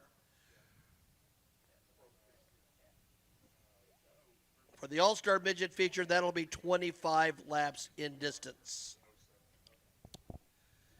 So here's the lineup for heat race number 1 on the pole. He's from Tampa, Florida, the 24S. That's Jolton Joe Ligore. Alongside the 2H, he's from Danville, Indiana. That is Nick Hamilton. Row 2 on the inside from Canby in the 11-0. That's Kyle O'Gara. Alongside, he's a many-time winner here at Indianapolis Raceway Park, 2-time Little 500 King. From Medway, Massachusetts, the 29, that's Jake Trainer.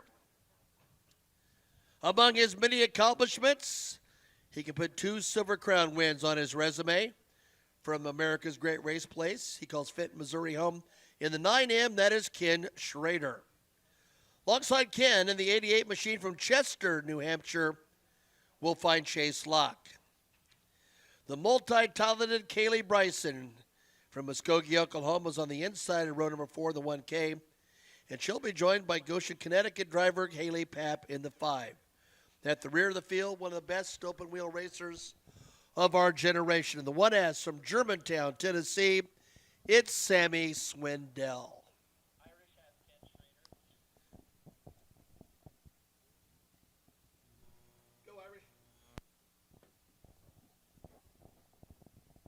Okay, I got one of my good buddies down here, Kenny Schrader, and he qualified 4th quick, believe it or not. Schrader, what do you think about your car? Car's good. I mean, get to drive for Triple M Racing, Mictarian family, and I was excited about that. Well, don't know why in hell I'm here still, you know, other than it's a race, but it's been too long since I've done this, but it feels like fun.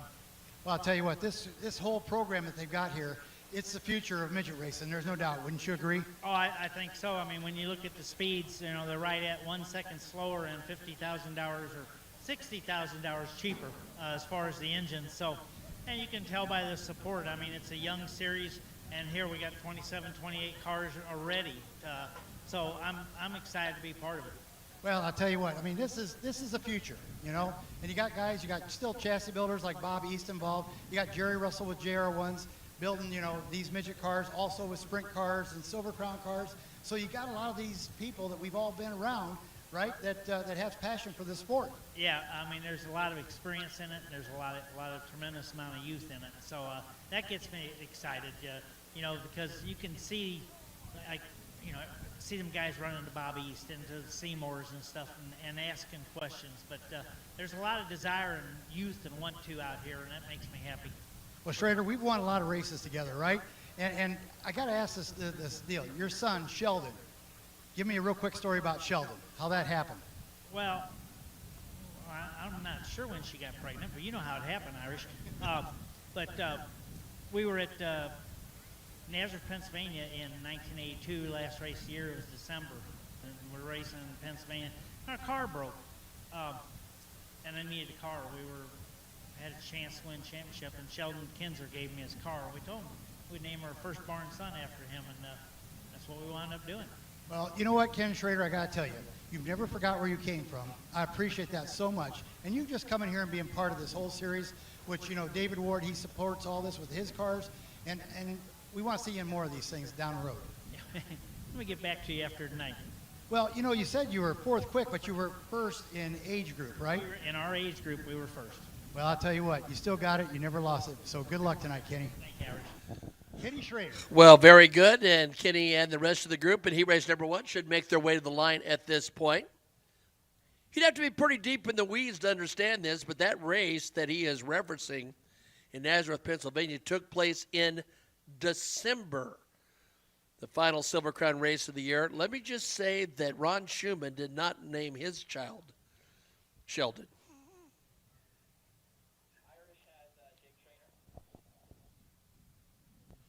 Okay, guys, at heat race number 1, make your way to the chute, please, at this time now.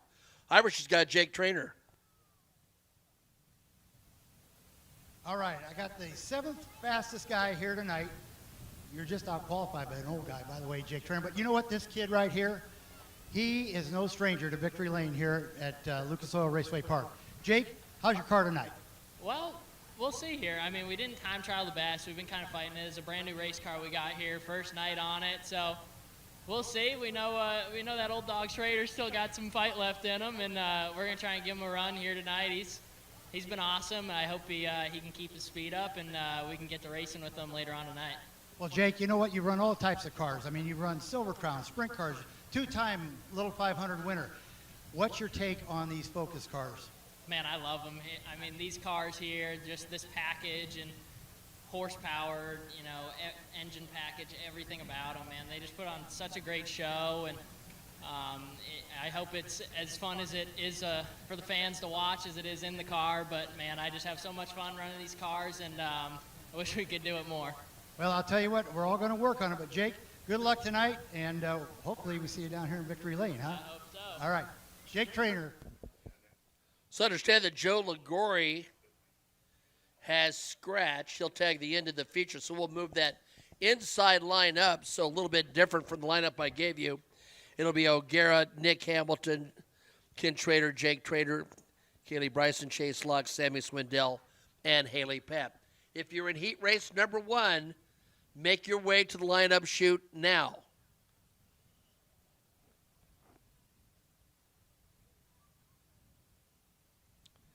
Six laps is the distance. Chuck's got the pace car out there rolling around. He's waiting for the cars to file in behind him. We're going to be back here on October 19th, Halloween Fest. It's going to be a lot of fun. We've partnered up with the Indy Hood Rats, fun-filled day. 3 action-packed races on the oval, 500 Sprint Car Tour finale, All-Star Pavement Midgets, and the National Pavement Midget Championship, in addition to Trunk or Treating Car Show, Midway Music, and more. Tickets available now at raceirp.com.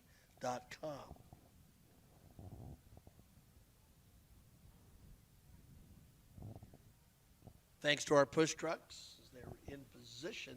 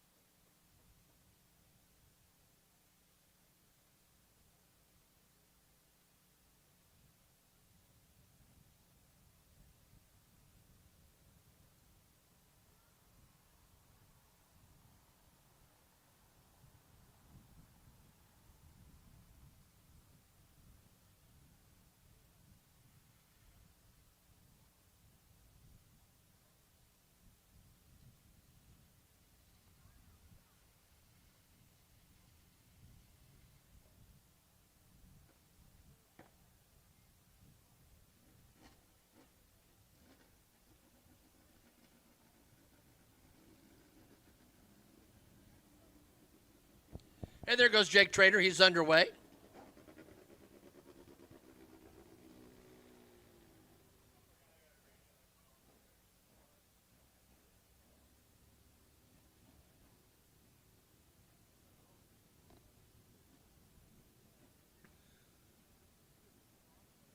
There we go. Ken Trader starting to roll down pit lane.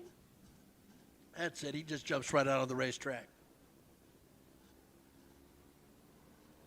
Last time Kenny was here in his Silver Crown car, he proclaimed that he'd been on his head too many times and therefore just sort of didn't know how we ended up here. The great thing about Ken is when he comes to a racetrack, he's not messing around. He's there to win. Inductee of the National Midget Hall of Fame this last January in Tulsa, Oklahoma. Won his first USAC National Midget event at Indiana Speedway in Cherville, Indiana. Took a taxi cab from O'Hare Airport. Had absolutely no idea how long it was. Had to borrow money from the chief registrar of USAC to get in the pit area, but luckily he was able to pay it off relatively quickly.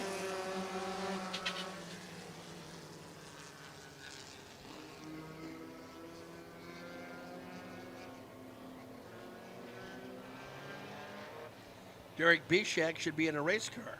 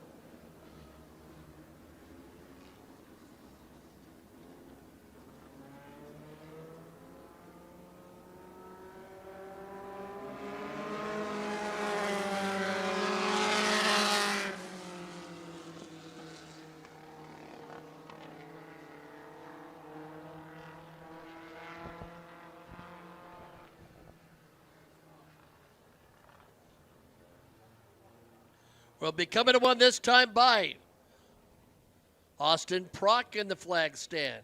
He's driven midgets in his career.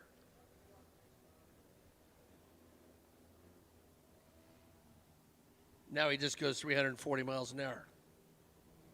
No biggie.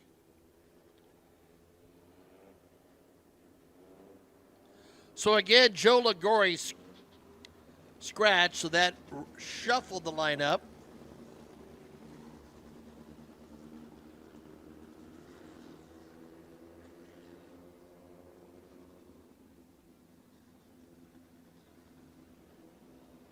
Right.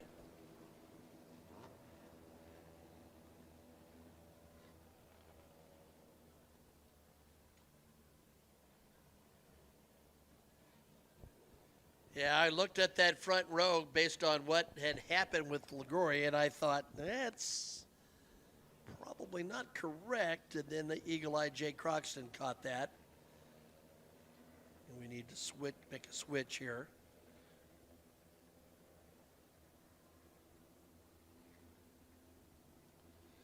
I believe Kyle O'Gara is supposed to be on the pole with Nick Hamilton alongside. There we go.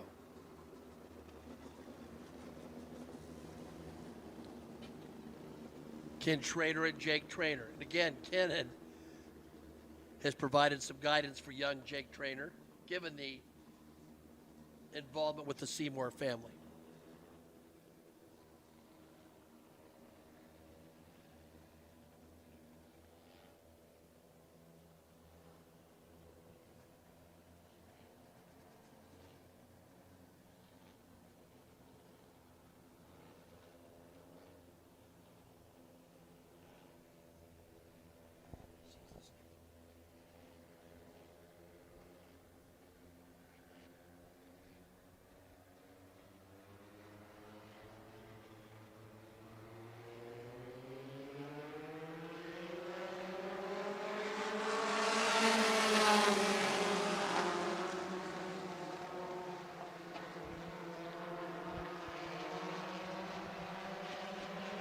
So Kyle O'Gara, who had that trouble mechanically earlier in the day and just worked a post, a qualifying lap, has jumped out to the early advantage in the 11 car with Hamilton right behind. Now, Jake Trainer dancing around the 29, dives down low, and Trainer's going to slip into second.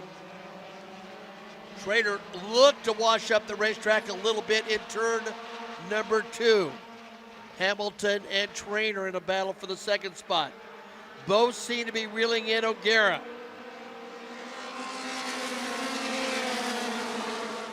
Chase Locke trying to put some pressure on Ken Schrader. Locke ran a little bit higher line through 1 and 2 than does Kenny.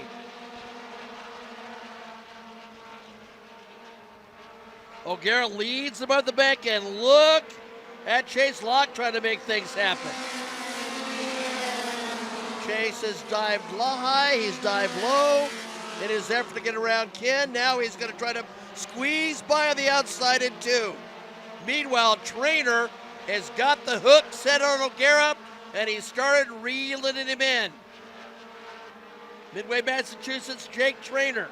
If he's not careful, Nick Hamilton can sneak right in there in the 2H. So top 3 have separated themselves. That 4th position is critical because it's part of the redraw. So Schrader trying desperately to hold off Chase Locke. White flag is out. O'Gara, Trainer, Hamilton, and again that critical 4th position.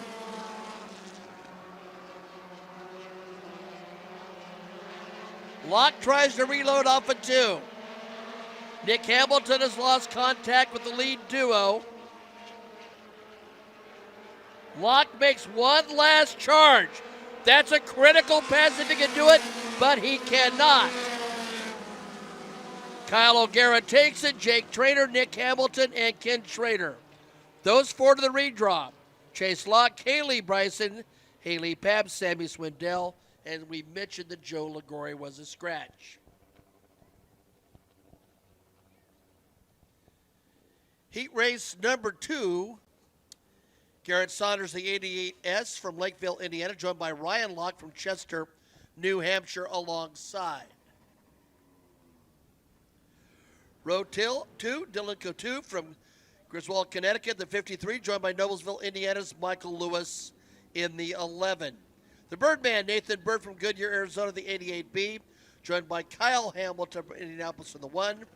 Row number 4, Davey Hamilton Jr., the 14, joined by Dameron Taylor from Indianapolis, the 18, with Tiana Kibbe bringing up the rear. Tiana comes to us from Cranston, Rhode Island.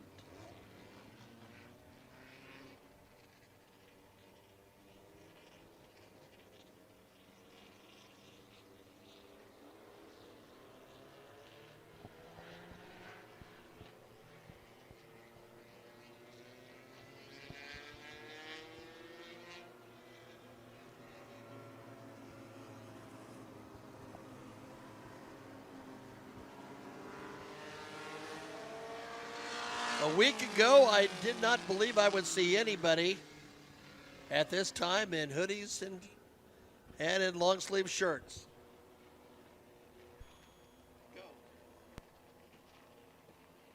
Kyle O'Gara up out of the race car after winning heat race number 1 with the All-Star Pavement Midgets, and it's been a heck of a day from the issues to practice to barely making it out in qualifying.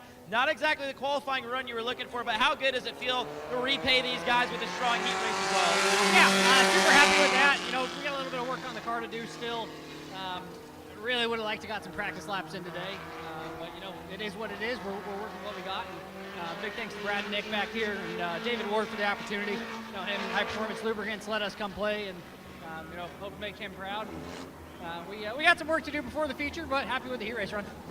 Kyle O'Gara, your winner of heat race number 1 with the All-Star Pavement Midgets, part of Wednesday Night Thunder.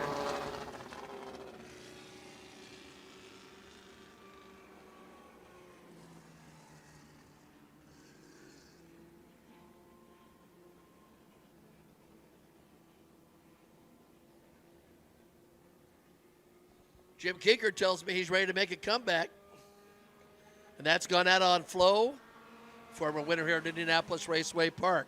I don't think his wife's buying this story, but we are.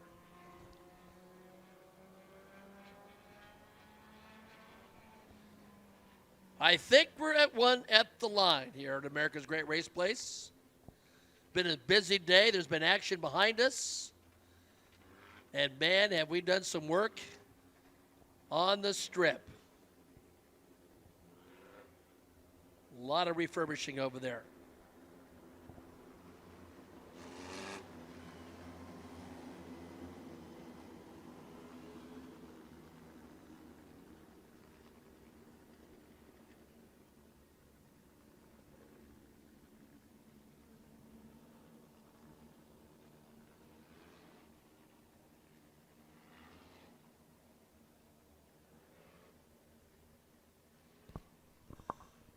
Austin Prock's going to join me here. He was telling stories about how he just waxed Cody Swanson at one point in his career. Yeah, that's my claim to fame. I lapped Cody Swanson one day, and we always laugh about that. It was I had a lot of fun growing up open wheel racing, and definitely wish I was out on the racetrack tonight. All righty. How badly do you wish you were on the racetrack tonight? I'd hop in it right now. And no the boss practice. said? Boss said no. Boss said I no. Understand. Well, Garrett Saunders is quite a story, as you know, trying to get out to the front in the 88 machine. That's type sledding, Austin. Yeah, that was threading the needle right there. That was about the reason why Force wouldn't let me come out here and play. there you go.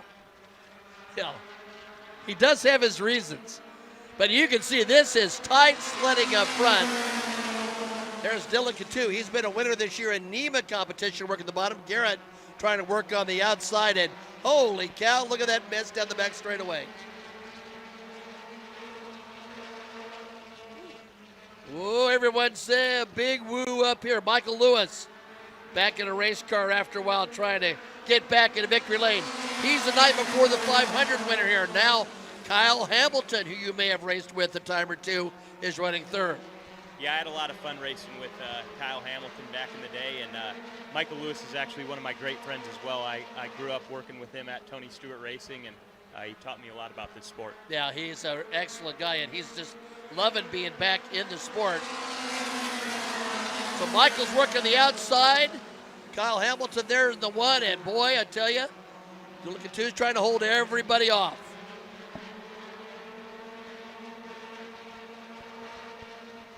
Diving down low, that is a preferred place to pass. That's Kyle trying to make it happen. Kyle Hamilton working the bottom. That is side-by-side trouble over at turn number 4.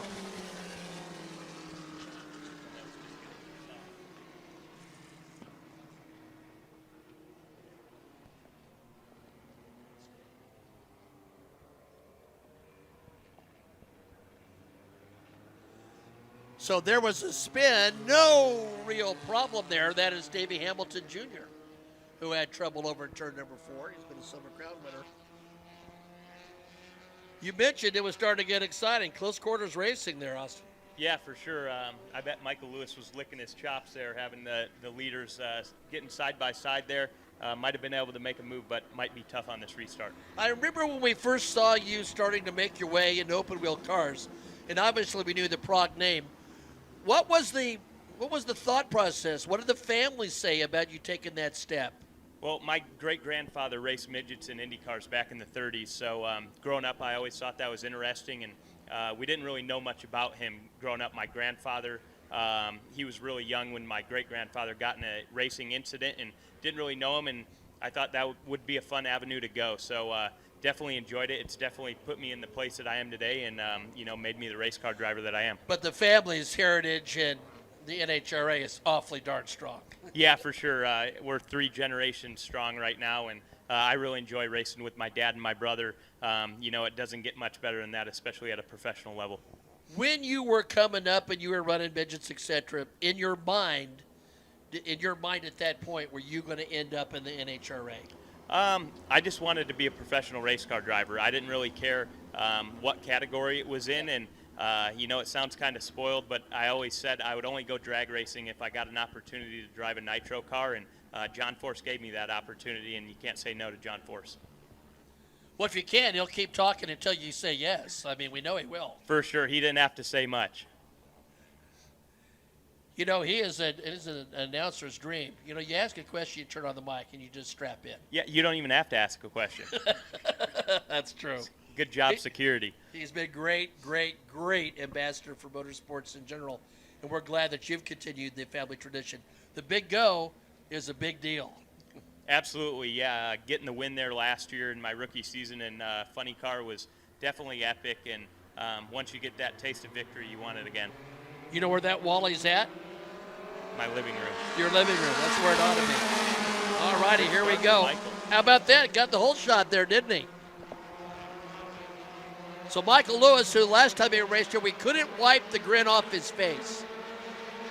And now he's out front. Meanwhile, Kyle Hamilton's trying to work that bottom in that one machine. Zilligan 2 trying to hold him off. Ryan Locke trying to work up there. Michael's looking pretty good. He is.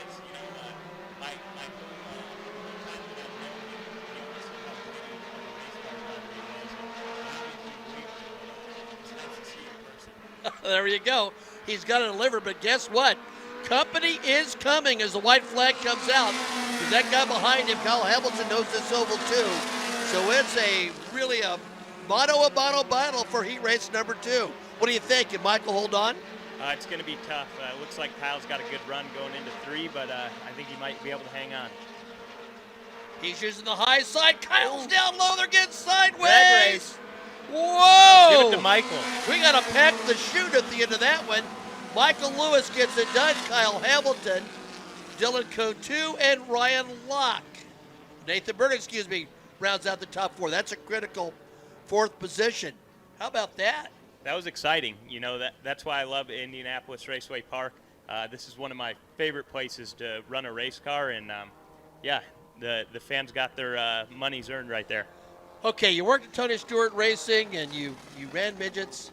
The obvious question you probably been asked it a million times. Was there anything transferable when you went to the straight liners? Absolutely. These open wheel cars teach you such a great seat of the pants feel of the race car, and I definitely give a lot of credit to the success that I've had in NHRA drag racing to coming from USAC racing. So, you know, any race car that you can drive, these are cool because they have zero telemetry on them. You know, you just got to go out there. It's the crew chief's eyes and the driver's ass, and when you put those two together, you have success. Have you been surprised at Tony Stewart's ability to adapt to this entirely different form of motorsports? Not at all. A race car driver is a race car driver, and when you're successful in the seat of a race car, you can drive anything.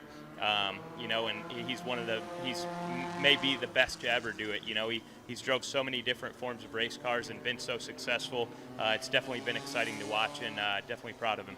It really has. Here's the lineup for heat race number 3. Don't know if he can top that one. Trey Osborne in the 1M. He's joined by Desi Pendragon from Brownsburg in the 16. Kyle Valera, your current NEMA Knights Point leader, Monument Beach, Massachusetts, owned by Ben Mkhitaryan from Northborough, Massachusetts in the 9. Jim Anderson, the 1G many-time champion up in the Joliet area. He's in the 1G, joined by Dakota Armstrong in the 88-0 from Newcastle, Indiana.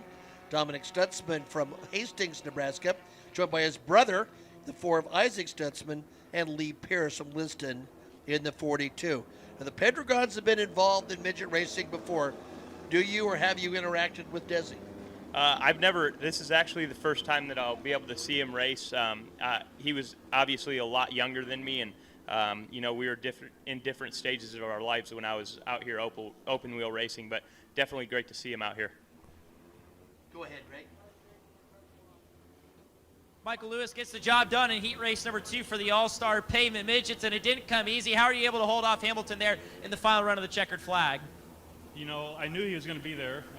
He runs these all the time. They're fast. First off, I got to thank David Ward for the opportunity, all the guys that help him, Engler, Super Shocks, High Performance Lubricants, Mr. Wilkie, all my family that came to help. I couldn't do it without all of them. Michael, I did this last time, and I'm doing it again. It's tough to do this with my family here. It's just special.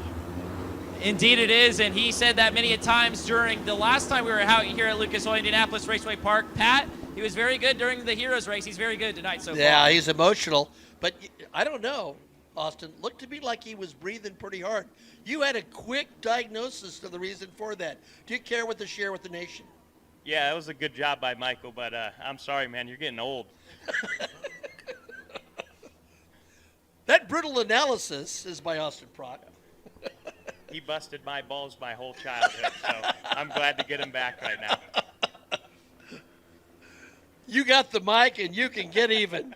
I love it. Have you met Trey Osborne? I've not. Well, he had an injury that he lost a couple inches. He's about 6'9" tall, so he's not old, he's tall. Yeah. Trey Osborne will try to lead him around, and here we go. Desi getting out to a nice start at the 16. Let's see if he can make it happen. But he's got pressure coming from behind.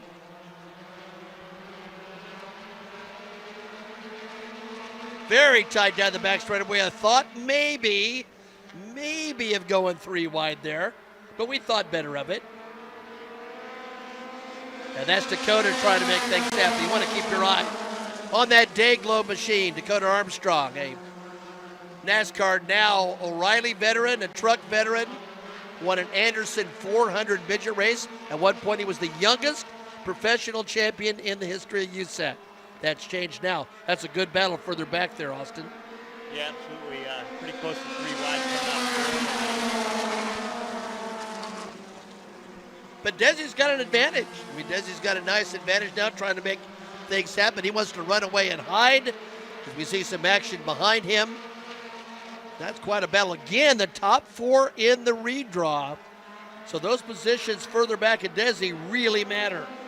Yeah, he's looking good out front right now. He's got the between there and smooth on the wheel, so hopefully we can keep that up. Ben Mkhitaryan, who cut his teeth the old-fashioned way through the quarter midgets, is now slid behind Dakota Armstrong as he tries to make things happen. Ben trying to slide up a little bit up the racetrack. Oh, trouble there for Dakota.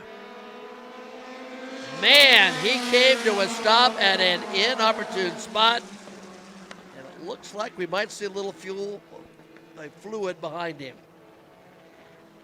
Tough break there. You've had that happen a time or two in your career, hasn't it? Yeah, absolutely. That was a shame. That thing just started to look like it was getting wound up, and he looked like he might have been giving Desi a run for his money. But yeah, it's a shame. I've blown up a lot of midget engines and unfortunately a lot of nitro engines. Those nitro engines will blow? I had no idea. Yeah, it's more of a bomb, not a blow.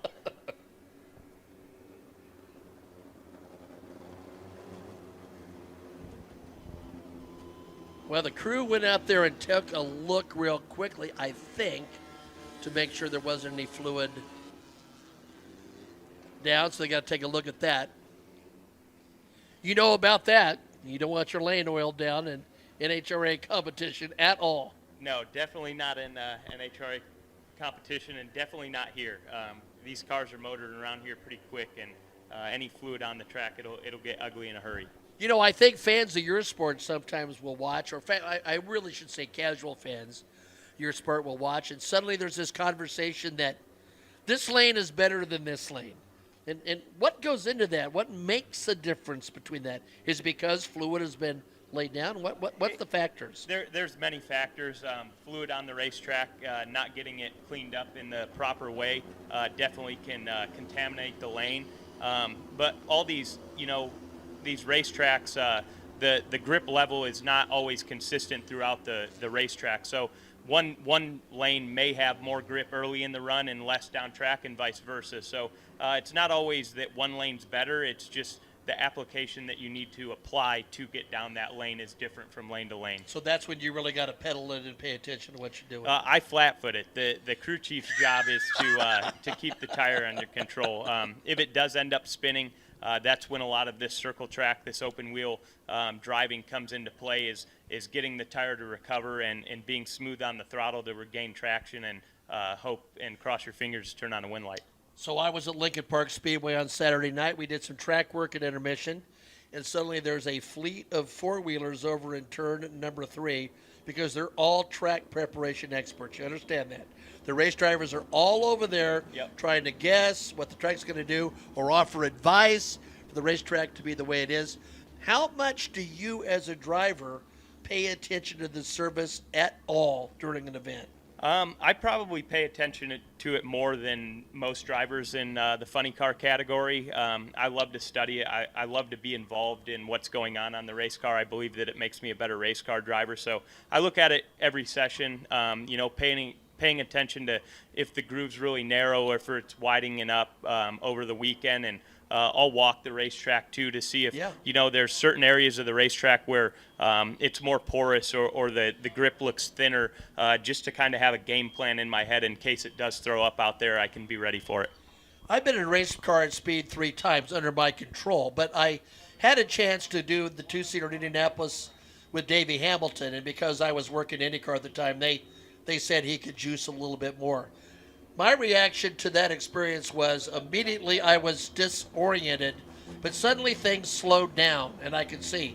What's it like for you when you launch? I mean, is everything a blur, or can you quickly settle down and see? Everything's a blur for about 150 to 200 feet. When you stand on the gas, obviously the race car's vibrating, your helmet's vibrating.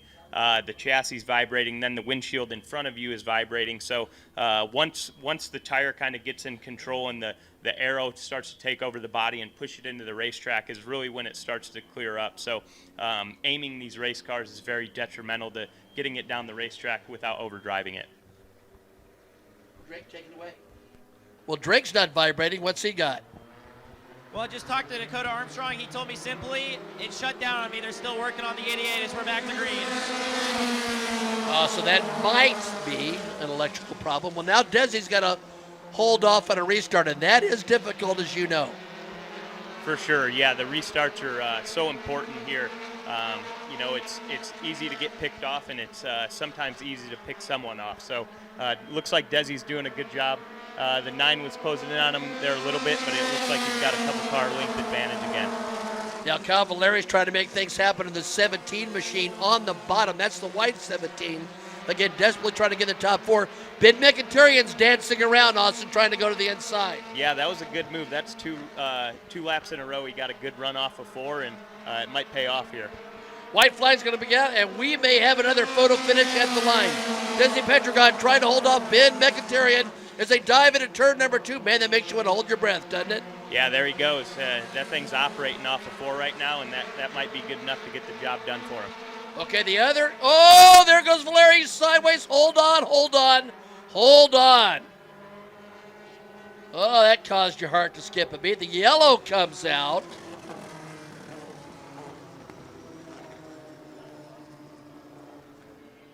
That'd make your heart race a little bit, wouldn't it? Yeah, absolutely. Those 2 front runners, I bet they're awfully aggravated right now with that caution coming out. I'll bet they are too. Although, if you're Desi, you may think, hey, I might have another shot at it here. We'll wait and see. But tough break there as we'll rack up. I believe we've got 1 lap to go. We'll see exactly if Tom Ansing reaches for the white and green together.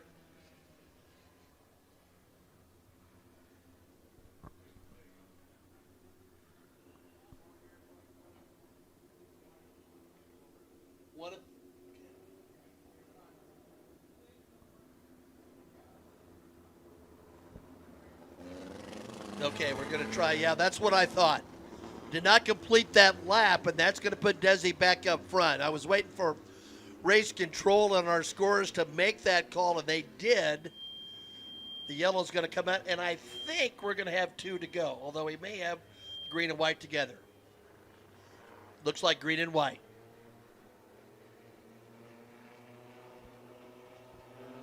So Desi's got a chance to hold him off. Looks like the key is going to be how Ben Mkhitaryan gets off of 2 would be my guess. They can make that dive bomb down into 3. We'll wait and see. He's got a good he got a good run right there, didn't he? Here we go. Trey Osborne trying to make things happen in the late going. But Desi's got to hold on to that 4 spot now. That's going to be the key for him. Checkered flag is out. Man, this has been exciting stuff. It just fell off. You're right. Oh, man, that's got to be a heartbreak for him. Ben Mkhitaryan, Trey Osborne, Jim Anderson, and Dominic Stutzman. I suspect he's not saying good words. No. Yeah, he might have some choice words for the car that spun there with 1 to go. All righty, Ben Mkhitaryan. We mentioned earlier tonight that his family's got a great picture of him as a very, very young man with Ken Schrader.